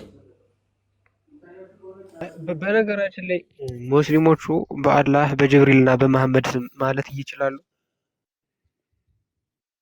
አሁን በአብ ወልድ በመንፈስ ቅዱስ የሚለው እንዴት ነው በአንድ አምላክ ባህር ያጽናቸዋል የሚለው በጣም ውዝግብ ሲፈጥርባቸው ይታያል። እንደዛ ከሆነ እናንተ በገሌ ስም ማለት በአንድ ባህሪነት የማያጸና ከሆነ በአላህ በመሐመድ እና በጅብሪል ስም በሉ ውስጥ ለምሳሌ እንደው ይህንን ጥያቄ ለወደፊቱ ብናነሳው ነው እንጂ አሁን ይነሳ ማለት አይደለም።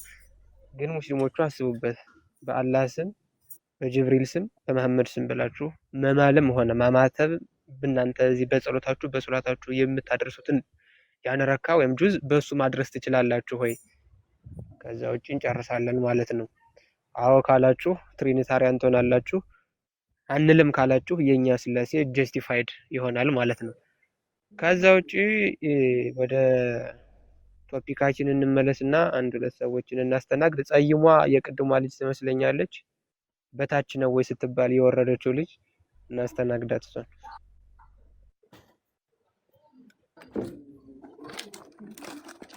ጸይሟ ተመልሰሻል አለሽ? የለሽም? ጸይሟ ገብታችሁ ዝም አትበሉ፣ ማውራት አለባችሁ። ጸይሟ የለችም። አንዋር ሳለ ቆይ አንዴ ሰብሪ አንተ ነው ምናምን አንዋር አለ? አንዋር ኡመር አንዋርም የለም። ወይ ጉድ። እሺ ሰብሪን ቀጥል። ቀጠልኩ። ጥያቄ አይደለም ጥያቄ ነው የምትጠይቀው። እንዴት ዋልክ? ሰላም ነው? አልሐምዱሊላህ እግዚአብሔር ይመስገን። አላህ ወዴት ነው ያለው? ከአርሽ በላይ። ከአርሽ በላይ ያለ ምኑ ነው? እንዴት ምኑ ነው? ዛቱ ነው ወይስ ሲፋቱ ነው ወይስ ኢልሙ ነው? ምኑ ነው ከአርሽ በላይ ያለው? ህልሙ ነው? ህልም ነው እንደ እየነገርኩህ ያለሁት ህልም ነው እንደ ጠይቅ። ኢልም ነው ያልኩህ። ህልም ሳይሆን ኢልም እውቀት ማለት ነው በአረብኛ። ኢልም ዛቱ ነው ወይስ ሲፋው ነው ወይስ ምኑ ነው ከአርሽ በላይ ያለው? አምላክ አይታይም። ይታያል ወይ? አይደለም ጥያቄ። ከአርሽ በላይ ያለ ምኑ ነው ነው ጥያቄ። እኔ አሁን ይኸውልህ ጥያቄ ልጠይቅ። ይኸውልህ ምናምን አትበለኝ። ይኸውልህ ምናምን አትበለኝ። ከአርሽ በላይ ያለ ምኑ ነው? ስላላህ የምታውቀው ነገር የለም? እሱን የራሴ ያውቃለሁ። እኔ ጥያቄ ልጠይቅ ነው ገባሁት። እንደዛ ከሆነ ለኛ ንገረና። ከአርሽ በላይ ያለ ምኑ ነው? አሁን ጥያቄን ትሰማለህ ወይ አትሰማም? ከአርሽ በላይ ያለ ምኑ ነው? ከአርሽ በላይ ያለ ምኑ ነው? ይኸውልህ እኔ አሁን ለአንተ ብነግርህ አትረዳም፣ አይገባም። ከአርሽ በላይ ያለ ምኑ ነው? ኢየሱስ ክርስቶስ ከአርሽ በላይ ያለ ምኑ ነው? አንዴ አዳምጥ። ኢየሱስ ክርስቶስ ብልት አለው የሚል ሰው ምንድን ይሰማኛል? ባስረዳ ምንድን የምሰማኝ አንተ? አላህማ ብልትም የወንድ ብልትም አለው ማህፀንም አለው ስንት ነገር አለው። አላህ እሱን ደግሞ ማሳየት ይቻላል። እሱን ተወውና አሁን ወደ ቶፒኩ እንመለስ። አንዴ ቆይ ሰብሪን እኔ ላስረዳ። እኔ ስለማትረዳኝ አንተ ማስረዳት እኔ ጥያቄ ለመጠየቅ ነው ገባሁት። አትረዳኝም። መጀመሪያ ስላላህ መስከራ መጀመሪያ ስላላህ መስክር። ከአርሽ በላይ ያለ እኔ ምኑ እኔ ጥያቄ ልጠይቅ ነው ገባሁት። መቀበል አለብህ። እኔ አላህ ብልት ስለዚህ የምታውቀው ነገር የለም። ኒውት አድርግና ቁጭ እኔ ስለ እምነቴ ተው። አንተው መጽሐፍ ከፋሽ ዝም ብለህ ክፈት። ኒውት አድርግና ቁጭ በል። መጽሐፍ ከፋሽ ይኸውልህ መጽሐፍ ከፋሽ ነህ ሰብሪ። እኔ አንተ ሰብሪ አሁን አለ ኢየሱስ ክርስቶስ ብልት አለው ያልከው መልስ ስጠኝ ነው አልኩህ። እኔ እስቲ መጽሐፍ ቅዱስ ላይ ንገረኛ፣ እኔ መልስ እሰጥሃለሁ። ብልት አጣ እንደ አንተ የለም። አንተ በሰው ታምናለህ ማለት ነው። ኢየሱስ ክርስቶስ ሰው ነው ማለት ነው። ቆይ አላህ ብልት አለ የለውም? ቆይ አላህ ብልት የለውም ማለት ትችላለህ አንተ? እኔ ስለ አላህ አይደለም የጠየኩህ፣ ስለ ኢየሱስ ክርስቶስ የሰጠው መልስ ብልት አለው በሱ አምናለሁ ብላል። አዳም ሰውን በግምና ለማሳመን ሞክራል። እፎይ ይወላል በውቅ አትሹ። እዚህ ቤት የገባኸው ለጮህበት ሳይሆን ሀሳብ ካለ ትጠይቃለህ፣ ችግር የለውም። አላህ ብልት አለ የለውም? አንተ ምን ስለሆንክ ነው የምትጠይቀኝ? እኔ ስለ አንተ ነው። ኢየሱስ ክርስቶስ ብልት አለው ያልከው የቱ ጋር ነው? አሳየኝ። አይ ተረጋጋ። ክርስቶስ አንተ ደንቆሮ ስማኝ። አይ አላህ ነው የገባው መሰለኝ። የገባብን አላህ ነው። ደንቆሮ ብሎ የሚሳደበው እሱ። ተረጋጋ። ቅድሚያ ሰከን በል እስቲ። አንተ ማይክን አንሳና አላህ ብልት የለውም ማለት እምነትህ ምንድን ነው? እምነትህ ምንድን ነው? አላህ አንተ ማንን ነው የምትለው? ሁለት እግር ካለው እጅ እግር ካለው አንተ ደንቆሮ እምነትህ ምንድን ነው? አንተ ምንድን ነው እምነትህ? ሕክምና ለማሳመን ሞከር። አዳምጥ እንዳብጠት ብልግና አላህ ብልት የለውም ካልክ እኮ በቃ ስልብ ነው። ምክንያቱም አካላቶች ያጽድቃል። ፓርቶችን ካጸደቅክ በኋላ ብልት የለውም ካልክ ስልብ ነው። ማነው የሰለበው አላህን? ማነው ወሽላውን የሰለበው ያላህን? የለውም አትላትም መቼም ደፍረን። እኔ ያለውም ያልኩት ደግሞ የአንተ ታላቁ ሙፈሲሮቻችሁ ናቸው። መማራዚ ነው ያለው። ብልት የለውም ከተባለ እንትን ነው ስልብ ነው ያለው። አራዚ ነው። አለው ካልን ወይኔ ሴት ነው ወይኔ ወንድ ነው። አካል አጽድቀህ ብልት የለውም ከተባለ ግን ስልብ ይሆናል። ኢማጂን 2 እግር አቁመህለት ብልት የለውም ስትል ስልብ ነው እሱ። ማነው እሱ የሰለበው ያለህን ብልት? ሚስት የሚፈልግ እስከምናውቀው ድረስ ወንድ ነው። ሚስት ሳይኖረኝ ልጅ እንዴት ይኖረኛል ብሎ የሚያለቅስ አሌስ ጊዜው ከፍቷል። ሆሞሴክሹዋል ነው አላህ እንዳትሉ እንጂ ወይ ነው ወደ ቶፒክ ማለት ነው።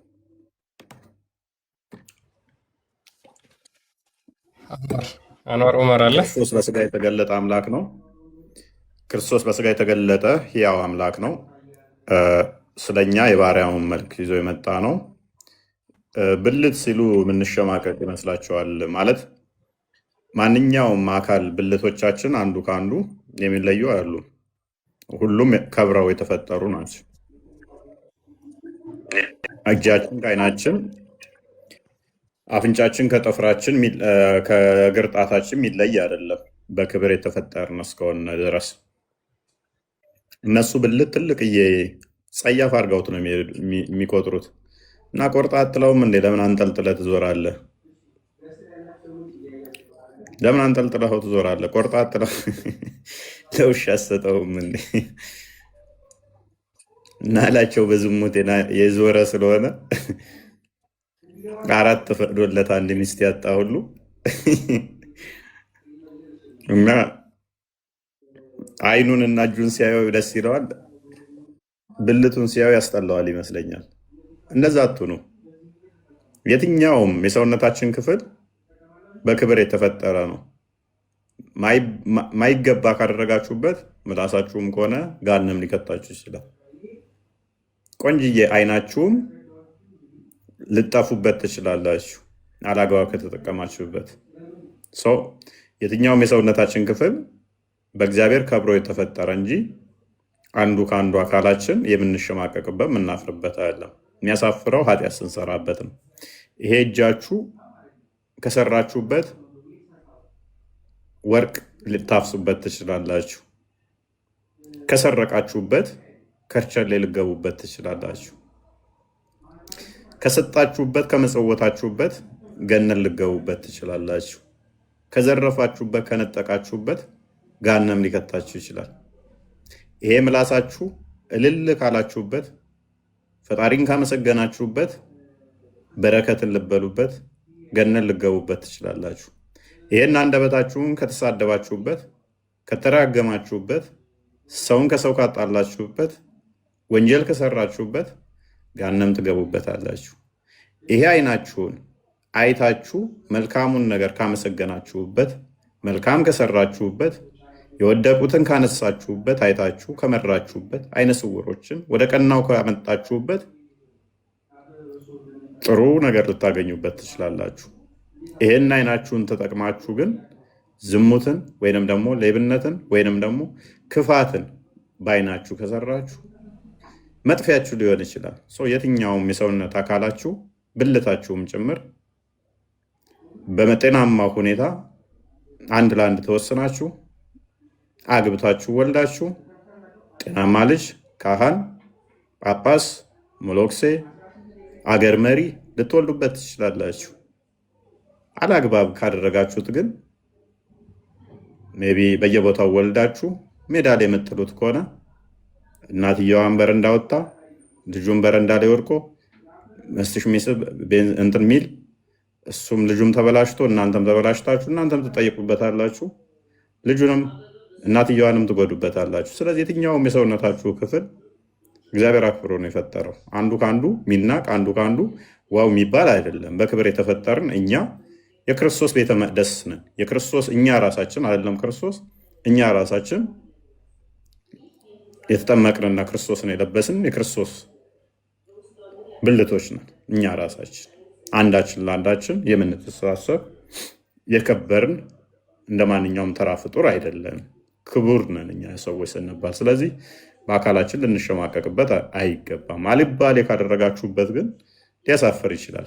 ሌባን ልጅ ያላት እናት ልትከበር አትችልም ማለት ትሸማቀቃለች።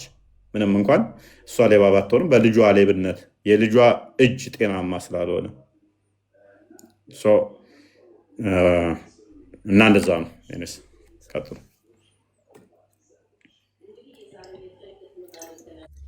ሙስሊሞች እንደዚህ አይነት ነገር ደጋግመው ስለሚያነሱ ነው እነሱ ጋር ያለውን ካለማወቅ የመነጨ ነው። እውነት ለመናገር ቴንክ ዩ ኤኒዌይስ። ፎይ እስኪ ሜቢ አንድ ሰው እናስተናግድና አንዋር አለ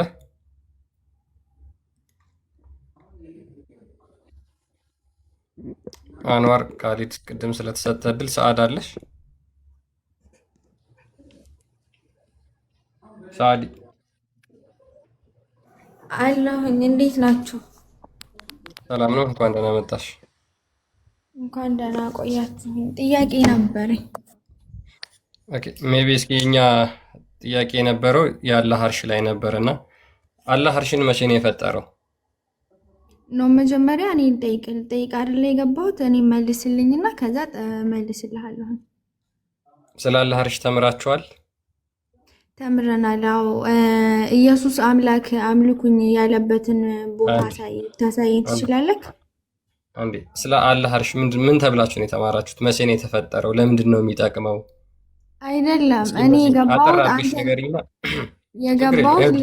የገባሁት ልጠይቅህ አይደለም። መልስልኝና መልስልሃለሁ። ሳዳ እነዚህን አጠር አድርገሽ በአንድ ደቂቃ መልሽልኝና ከዛ በኋላ በትክክል ከመለስሽልኝ አንቺ 3 ጥያቄ ጠይቅኛለሽ። ኖ እኔ አንድ ጥያቄ ነው መጠየቅ የምፈልገው፣ 3 አልፈልግም። መልስልኝና እኔም በአንድ ደቂቃ ውስጥ መልሽልኝ። መልስልኝ። መጀመሪያ ለማወቅ ነው የገባሁት። መልስልኝ። ስለ አላህ አላስተማሯችሁም? እሺ ኢየሱስ አምላክ አምልኩኝ ያለበትን ቦታ አሳየኝ አንዴ ገልጠህ። ስለ አላህ ተምራችኋል? ስለ አላህ ተምራችኋል? እስኪ አትጨቃጭቂ። ማለት እስኪ ጭንቅላሽ አሁን አንቺ ጭንቅላሽን ተጠቀሚው እስኪ ሳዲ፣ የምሬን ነው የምልሽ። ማለት አንቺም ክፉ አትናገሪ፣ እኔም ክፉ አልናገር። የምትናገሪው አካሄድሽ ልክ ነው ብለሽ ታምኛለሽ? እኔ እኮ ምንም አላልኩም፣ ለማወቅ ነው የገባሁት። ስለዚህ በቃ በጣም ጥሩ። ስለዚህ እስኪ አንቺ አሳውቂን፣ እስኪ ስለ አንቺ አምላክ አሳውቂን። አንቺ አሁን የምታመልኪውን አምላክ ምን እንደሆነ ንገሪን እያልንሽ አንተ አለን ኢየሱስ አምላክ ነው እያልክ ያለው እኮ አንተ ነህ። ስለዚህ አዎ ኢየሱስ አምላክ እንደሆነ እኔ አምናለሁ። አንቺ ደግሞ የምታምኚውን አላህ ንገሪን እያልሽ ነው። እስኪ ንገሪን ስለ አላህ። አላህ አርሽ ላይ የተደላደለው መቼ ነው? ይኸውልህ ወንድሜ ማለት ጭንቅላታችሁን እንዴት አድርገው ነው የመረዟችሁ? ቆይ ሙስሊሞች በጣም ይቅርታና ምንድን ነው ጭንቅላታችሁ ውስጥ ያስገቡባችሁ ነገር?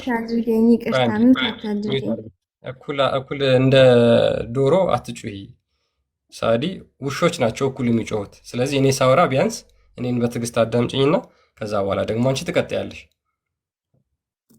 ሰውን እና አይደለ? ስለዚህ በየተራ እንደማመጥ። ምንድን ነው ጭንቅላታችሁ? ሰው ብትሆኑ ኑሮ እንደ ሰው ታስቡ ነበረ።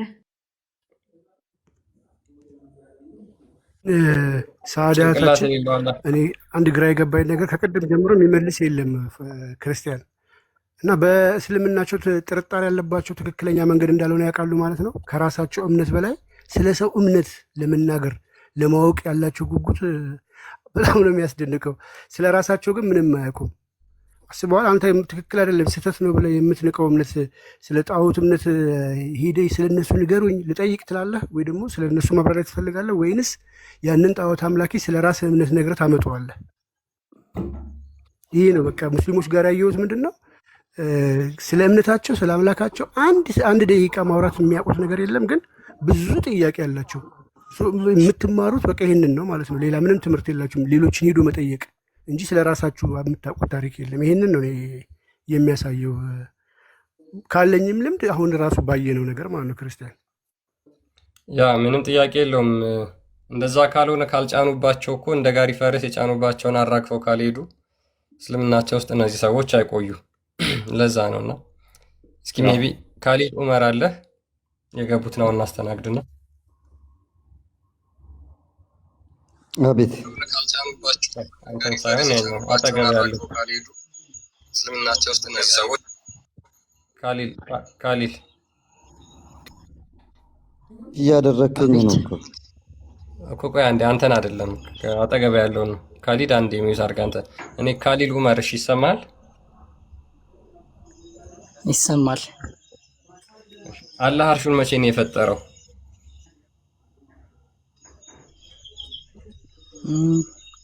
ጥያቄ ልጠየቅ ነው አዎ እኔ መጠየቅ ነበር የምፈልገው የኔን ጥያቄ መልስልኝ እስኪ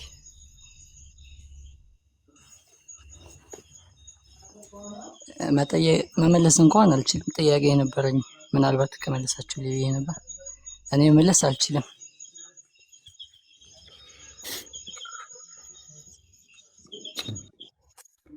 እሺ አረብኛ ስለሆነ የገባሽ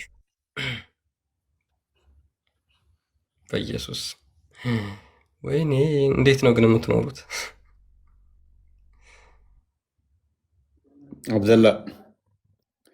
አብደላ እና ካሊድ አንዋር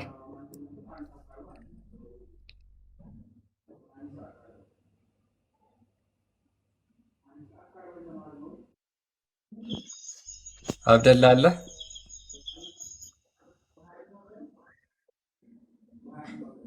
አብደላ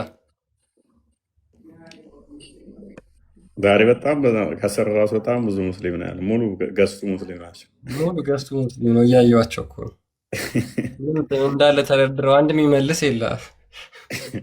ይገባል አይመልሱም። ግን ቀያየርን አየን፣ ምንም ለውጥ የለም።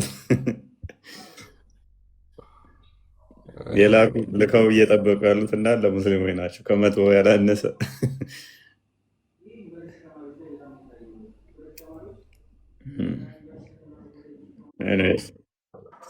ሰላም እንዴት ነህ አብደላ? አልሐምዱሊላህ። እንዴት ናችሁ? ሰላም ናችሁ? ይመስገን። አይዋ ሰምተዋል? ጥያቄውን ይሰማል። ምን ትላለህ? ጥያቄውን እፎይ ሃይማኖትህ ሙስሊም ክርስቲያን ነው ወይስ ጴንጤ ነህ? ጥያቄው ላይ ክርስቲያን ነው ወይስ ጴንጤ ነህ? ጥያቄው ላይ ፎከስ ክርስቲያን። ጥሩ ሀሳብ። አብደላ እስኪ ስለ ግለሰብ ተውና ጥያቄው ላይ አንዴ ፎከስ አድርግ። አላህ አርሽ ላይ የተደላደለው መቼ ነው?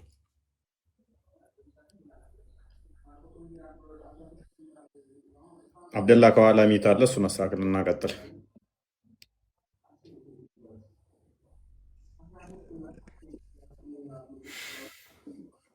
መልሴ እኮ አልጨረስኩም እኮ። መልስ ሳልጨርስ እኮ ለምንድን ነው ሚዩት የምታደርገኝ?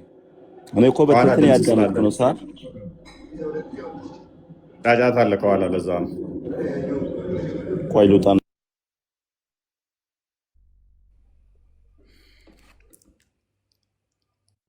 በላይነሽ እንዴት ነሽ? በላይነሽን ሰላም በሏት።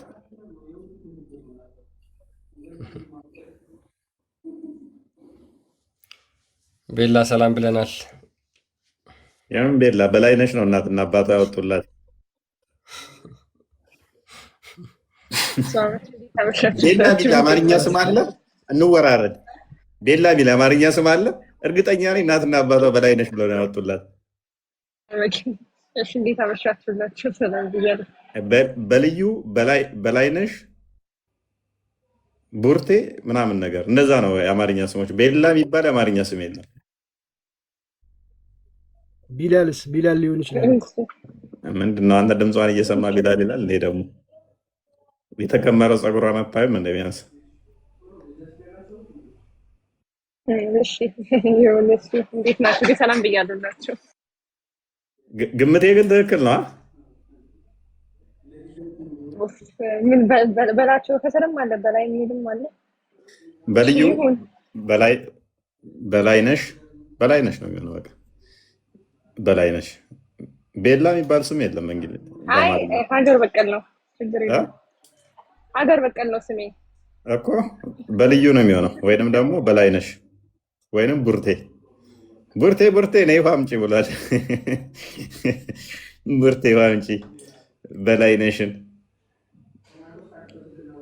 በላይነሽ ይሄኔ እኮ አሁን በላይነሽ የሚባሉት እኮ ይሄኔ ይለፈኝ። ለማንኛውም አታነካኩኝ። እኔስ አንዋር እንኳን ደህና መጣ።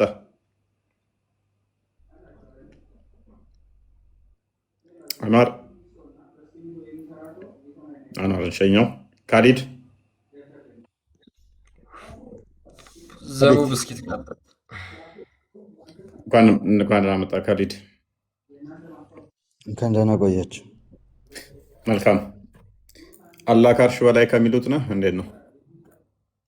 ቅድም እኮ መለስኩልህ ሁሉንም ማለት ነው። እና ከባይብል መስረጃ ጠይቀህ ነበረ። የሐዋርያት ስራ አመጣውልህ። እንግዲህ እግዚአብሔር በሰማይ ውስጥ እንዳለ ነው።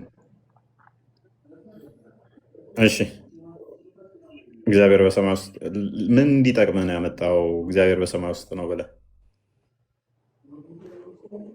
አንተ ነህ እኮ ቅድም መስረጃ ጠየከኝ። መስረጃ መጣውልህ። እስቲ ቁጥር ስንት ላይ? ሐዋርያት ስራ ምዕራፍ ስንት? አንድ የክርስቲያን ክፈተው። ሐዋርያት ስራ ክፈት እስኪ። ምንድን ነው ጥያቄው? ራሱ ምዕራፍ 7 ኦኬ፣ ምዕራፍ 7 ቁጥር 54 55 እሺ፣ ምንድን ነበር? አይዶ ነው ረስቼዋለሁ። አስታውሰኝ እስኪ። ፖይንት ራሱ ምን እንደሆነ አልገባኝም። ኤኒስ መንፈስ ቅዱስንም ተሞልቶ ወደ ሰማይ ትኩር ብሎ ሲመለከት የእግዚአብሔርን ክብር ኢየሱስንም በእግዚአብሔር ቀኝ ቆሞ አየና፣ እነሆ ሰማያት ተከፍተው የሰው ልጅም በእግዚአብሔር ቀኝ ቆሞ አያለሁ አለ። ምንድን ነው ጥያቄ? ኦኬ፣ ቅድም እግዚአብሔር በሁሉ ቦታ የተሞላ ነው አልክ። እዚህ ላይ ግን በሰማይ ላይ እንዳለው ይናገራል።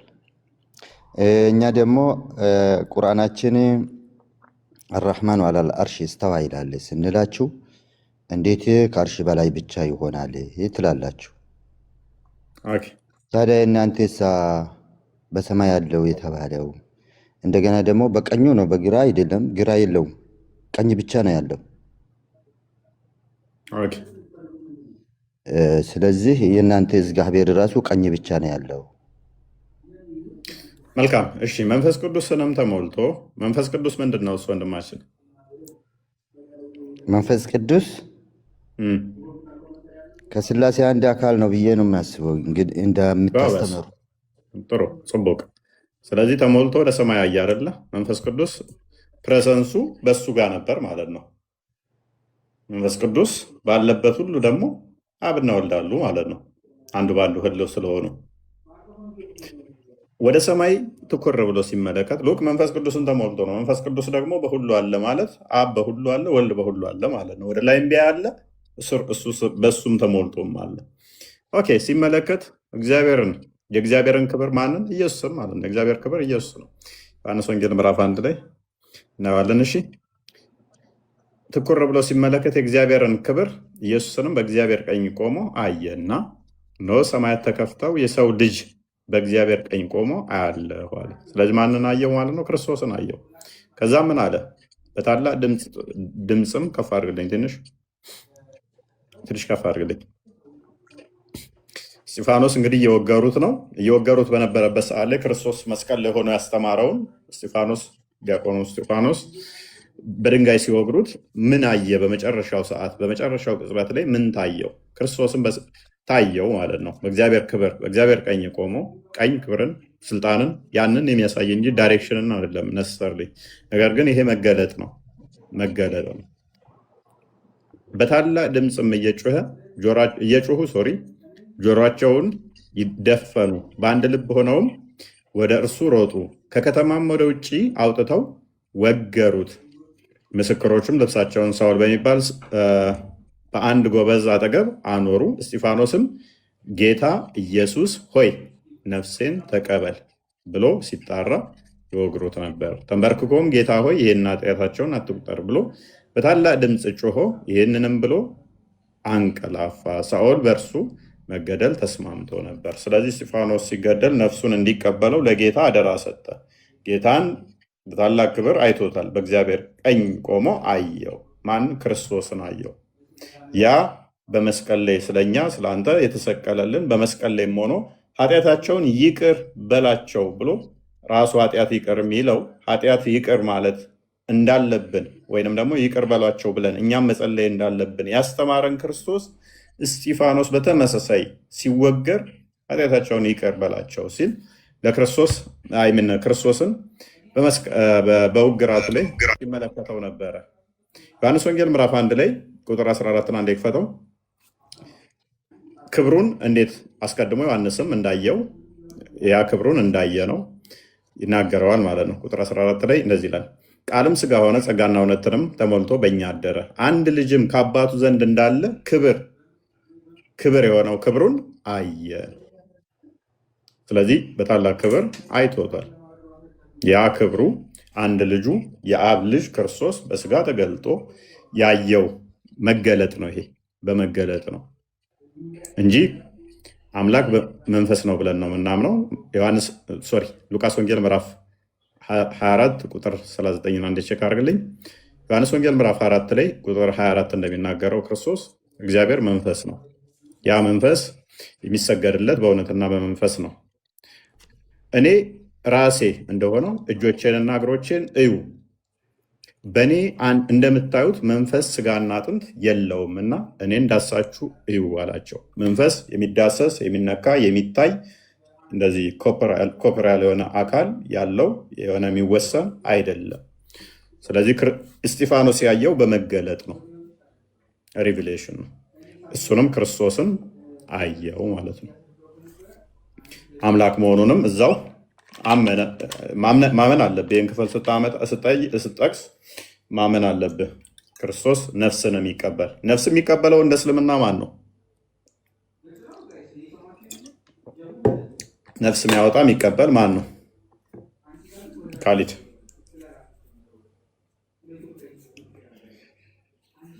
ካሊድ አለ። ኦኬ፣ ነፍስ የሚያወጣ ጌታ ተብሎ ነፍስን የሚቀበል የሚያወጣ ማን ነው? አላህ ነው። እስጢፋኖስ ግን ማንን ነው እያለ ያለው? እዛ ጋ በሞት ጣር ላይ ሆኖ እየተመለከተው ያለው ነፍሱን አደራ የሰጠው ነፍሱን የተቀበለው ማን ነው? ክርስቶስ ነው። እግዚአብሔርን አለ እኮ እግዚአብሔርን ክብር ነፍሱን የተቀበለው ማን ነው? ክርስቶስና ጌታ ወይ ነፍሴን ተቀበል ያለው እና የእግዚአብሔርን ክብር አለ እንጂ ኢየሱስን አላለም። ሲጀመር የኢየሱስ ስም ራሱ የለም። አለ አላየውም ማለት ነው። አላየውም። ስለዚህ አሁን እግዚአብሔር በሰማይ አለ አይደል እንዴ? የሌለበት የለም። እዛው እኮ አሳየው እኮ መንፈስ ቅዱስ ተሞልቶ ይላል። የሌለበት የለም ስትል እግዚአብሔር ሽንት ቤት ውስጥ ይኖራል? ምን ይገማዋል? ጉንፋን ይዘዋል እና ቆሻሻ ነው እንደ እግዚአብሔር ምን ይገማዋል? ለእግዚአብሔር ጉንፋን ይዘዋል? ግማት የሚባል ነገር ለእግዚአብሔር ይነገራል? እንዴት አይነገርም? ምን ይሰራል ከቆሻሻ ቦታ እግዚአብሔር? የሚያቆሽሸው ነገር አለ? በሰይጣን ሆድ ውስጥ ይኖራል? ቆይ የሚያቆሽሸው ነገር አለ ወይ? እና ሰይጣን ውስጥም ይኖራል ማለት ነው። እግዚአብሔር እንግዲህ የሚያቆሽሸው አለ ወይ? ቆይ ክፉ መንፈስ ከራሱ ዘንድ ልኮ ሳኦልን አሰቃየ ይላል አንደኛ ሳሙኤል ላይ። አንደኛ ሳሙኤል አትሩጣ ፕሊስ አትሩጥ። አላህ የሚያቆሽሸው አለ ብለህ ታምናለህ? አላህ ቆሻሻ ቦታ አይገኝም ሲጀመር። አንተን ግን በቆሻሻ ነገር ነው የፈጠረ። እኔ ፍጡር ነኝ። ነገር ግን አሁን እኔ እየጠየቅኩ ያለው እግዚአብሔር ራሱ ክፉ መንፈስ ነው። ክፉ መንፈስ ነው አይደል? እግዚአብሔር ሰይጣን ነው። ኧረ በእናትህ ተው፣ በእናትህ ተረጋጋ። አንደኛ ሳሙኤል ላይ እኮ ሰይጣን ነው ተጨማለቅ። ወይ አላህ ነው ክፉ መንፈስ። ስለ አካል ስትናገር ኢየሱስ ከነቆለጡ ይመለካል። ቆለጣ ከዚህ የተሻለ የምታወራው ነገር ላይኖርህ ስለሚችል ከአሁን በኋላ ከስር ብትሆን የተሻለ ነው። ይብቃን። እናንተ ሰዎች ሁላችሁንም ሰላም ብያለሁ። ዘበቡ መዝሙር ያሬድ እንኳን ደህና መጣ።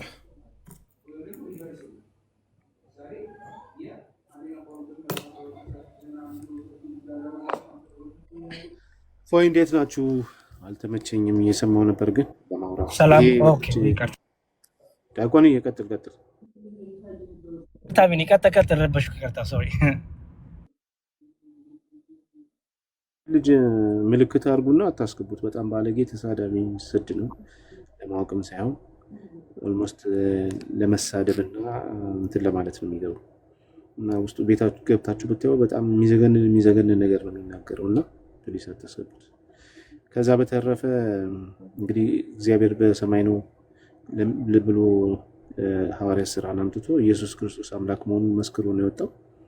አዎ እግዚአብሔር በሰማይ ነው፣ ግን በሰማይ ብቻ የሚል አላም ብቻ ነው የሚል አስተምሮ የለንም። እግዚአብሔር በሰማይም አለ በምድርም አለ፣ የሌለበት ቦታ የለም እና እግዚአብሔርን የሚያቆሽሸው ፍጡር የሆነ ባህሪ የለም። የእግዚአብሔር ባህሪ በማንኛውም ነገር አይቆሽሽም፣ የሚያቆሽሸው ነገር የለም። የእግዚአብሔርን ባህሪ የሚያረክሰው የለም። ኢቭን ሰይጣን እንዲኖር እንኳን እግዚአብሔር ህይወት ካልሆነው ሰይጣን ራሱ መኖር አይችልም። በሲኦል ውስጥ ላሉ እንኳን ህይወታቸው እግዚአብሔር ነው፣ ሲኦል ውስጥ ላሉ እንኳን። ስለዚህ እግዚአብሔር የሌለበት ቦታ የለም። እኛ አስተምህሮታችን ይሄ ነው። እግዚአብሔር በምንም የትኛውን ፍጡር ባህሪ አይቆሽሽም። የእግዚአብሔርን ክብር ኢየሱስ ክርስቶስን በአብ ቀኝ ቆሞ አየው የሚለው ኢሳይያስ 40 ላይም ተቀምጧል። በኢሳይያስ 40 ቁጥር 3 ላይ ለአምላካችን መንገድን አስተካክሉ ጠማማው የሚስተካከል ይልና የእግዚአብሔር ክብር ይገለጣል ይላል። እዛ ክፍል ላይ ማለት ነው። ራሱ የእግዚአብሔር ክብር የተባለው እዛው ክፍል ላይ የእግዚአብሔር ተብሏል በመጀመሪያ። ከዛ መልሶ የእግዚአብሔር ክብር ይገለጣልና ብሎ ኢሳይያስ ላይ አስቀድሞ ትንቢት ተናግሯል። የሚገለጠው ራሱ እግዚአብሔር ነው። እግዚአብሔር ብቻም ሳይሆን የእግዚአብሔር ክብር የተባለው ኢየሱስ ክርስቶስ እንደሚገለጥ በነቢያትም የተነገረ ትንቢት ስለሆነ ማለት ነው። ስለዚህም እግዚአብሔር በሁሉ ቦታ የሚገኝ ቅዱስ አምላክ ነው እንጂ ቦታ ጊዜ ምናምን የሚወስነው አይደለም። እግዚአብሔር በሁሉ ስፍራ ያለ ነው፣ ምንም አያቆሽሽም። ይሄ የሰዎች ጭንቅላት ውጤት ነው።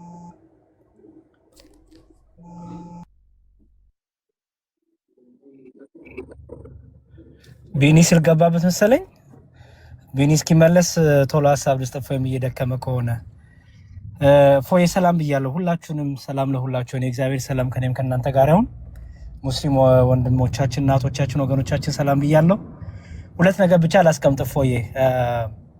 የመጀመሪያው ነገር ወንድማችንን በጣም በትህትና በጨዋ ደንብ እያስረዳሁ ነው። ለምን መሳደብ እንደፈለገ አልገባኝም።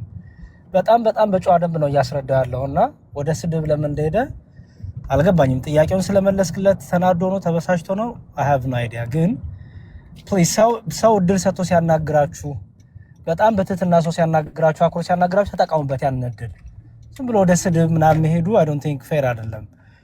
የመጀመሪያው ምክሬ ነው። ሁለተኛው ቀኝ የሚለው ነገር ጥቂት ነገር ጥቅስ ልስጥ ብዬ ነው። ፎይ እንዳለው ቀኝ ሲባል ለእግዚአብሔር በእስልምና ወንድሞቻችን እንደሚያስቡት አይደለም። ለምሳሌ አላህ ቀኝ እጆች አሉ ሲባል በቃ እጅ ነው እጅ ነው። የሰው አይመስልም፣ የፍጡር አይመስልም፣ ግን እጅ ነው ተብሎ ነው የሚታሰበው። እጅ ነው አለቀ። ምሳሌ አይደለም ብለው ነው። ኦፍ ኮርስ በዚህ ላይ ዋሃብያና ሀባሽ የራሳቸው አመላከት ያስቀምጡ ይሆናል። ወደ መጽሐፍ ቅዱስ ስንመጣ ግን ለእግዚአብሔር ቀኝ የሚለው ሲነገር ኃይልን ነው፣ ስልጣንን ነው፣ ገዥነትን ነው። ምክንያቱም መጽሐፍ ቅዱሱ የእግዚአብሔርን ኃይል የእግዚአብሔርን ገዥነት በምሳሌ ስለሚያስቀምጠው። ለምን በምሳሌ ያስቀምጠው? ጸሐፊዎቹ ሰዎች ስለሆኑ። ጸሐፊዎቹ አሁን የኛ መጽሐፍ ቅዱስ ከሰማይ ዱብ ያለ አይደለም። ስለዚህ ጸሐፊዎች ስላሉ ጸሐፊዎቹ ደግሞ የእግዚአብሔርን ነገር ማስረዳት የሚችሉት ሰው በሚረዳው አቅም ነውና የእግዚአብሔርን ኃይል የእግዚአብሔርን ስልጣን የእግዚአብሔርን ገዥነት ለመጥቀስ በኃይል የሚለውን ያስቀምጣሉ፣ ቀኝ የሚለውን ያስቀምጣሉ። ክርስቲያን 3 መጽሐፍ ቅዱስ ጥቅስ ልስጥና ልጨርስ የምታሳያቸው ከሆነ ብዬ ነው። የመጀመሪያው ዘጸአት 15:6 ላይ ያለውን አሳያቸው አንዴ። ዘጸአት 15:6 አዎ ቶሎ ጥቅሶችን ልስጥና ቀኝ የሚለው ነገር ሲነገር እንዴት እንደሆነ ትርጓሜው እንደትፈልጌ ነው። እፎይ ሸሚዝ ግን ታምራለች፣ ትነግረኛለህ በውስጥ የት እንደገዛት። እሺ ምን ይላል? አቤቱ ቀኝ በኃይል ከበረ፣ አቤቱ ቀኝ ጠላትን አደቀቀ ይላል። አሁን እዚህ ጋር ቀኝ የተባለው ምንድነው? ኃይሉ የእግዚአብሔር ስልጣኑ የእግዚአብሔር የመግዛት የመቅጣት የማዳን በእግዚአብሔር ላይ በሚገዳደሩ በእግዚአብሔር ሰዎች ላይ በሚገዳደሩ እግዚአብሔር ቀጭ እንደሆነ ለማሳየት ምን አለው? ቀኝ በቀኝ ኃይል ይላል። አቤቱ ቀኝ ጠላትን አደቀቀ ይላል። ስለዚህ ቀኝ ሲባል እዚህ ጋር የዳይሬክሽን ጉዳይ አይደለም ማለት ነው። ኦኬ የዳይሬክሽን ጉዳይ አይደለም። ለምሳሌ አላህ ቀኝ እጅ አለው ሲባል በቀኝ በኩል ያለ እጅ አለው ማለት ነው። በቀኝ ሳይድ በኩል በቀኝ ቦታ በኩል ልክኛ ቀኝና ግራ እጅ እንዳለን ቀኝ እጄ በቀኝ ዳይሬክሽን ነው የሚገኘው፣ ግራ እጄ በግራ ዳይሬክሽን ነው የሚገኘው። ለአላህ ቀኝና ግራ ሲባል ዳይሬክሽን ነው።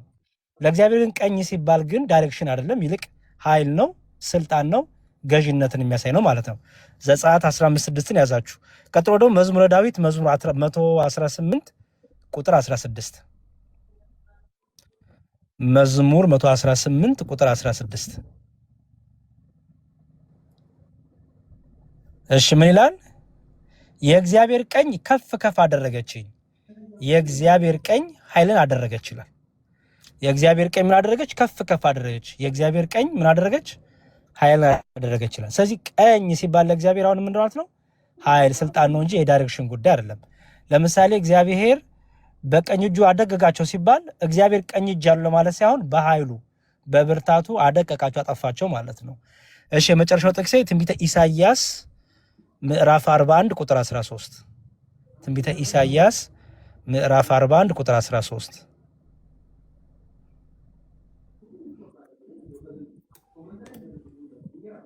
እሺ ምን ይላል? እኔ አምላክ እግዚአብሔር አለ ምን ይላል? አትፍራ እረዳሃለሁ ብዬ ቀኝህን ይይዛለሁና ይላል። አያችሁ ቀኝህን ይይዛለሁ ሲል እንደው ቀኝ እጅና ይዤ አወጣሃለሁ ማለት ሳይሆን ማለቱ ነው። ቀኝህን ይይዛለሁ ሳይሆን ብርታት እሰጥሃለሁ፣ እደግፍሃለሁ፣ አግዝሃለሁ፣ እኔ በደከምክበት ጉልበት ኃይል እሆንሃለሁ ሲል ነው እግዚአብሔር። ስለዚህ ቀኝ የሚለውን በዚህ መልኩ እንዲረዱት ለማለት ነው። እፎዬ በውስጥ ንገረኝ ሸሚዙን የት እንዳገኘው ክርስቲያን እግዚአብሔር ይስጥልኝ። ሁላችሁንም አመሰግናለሁ። ቃሉ ይታሰማል።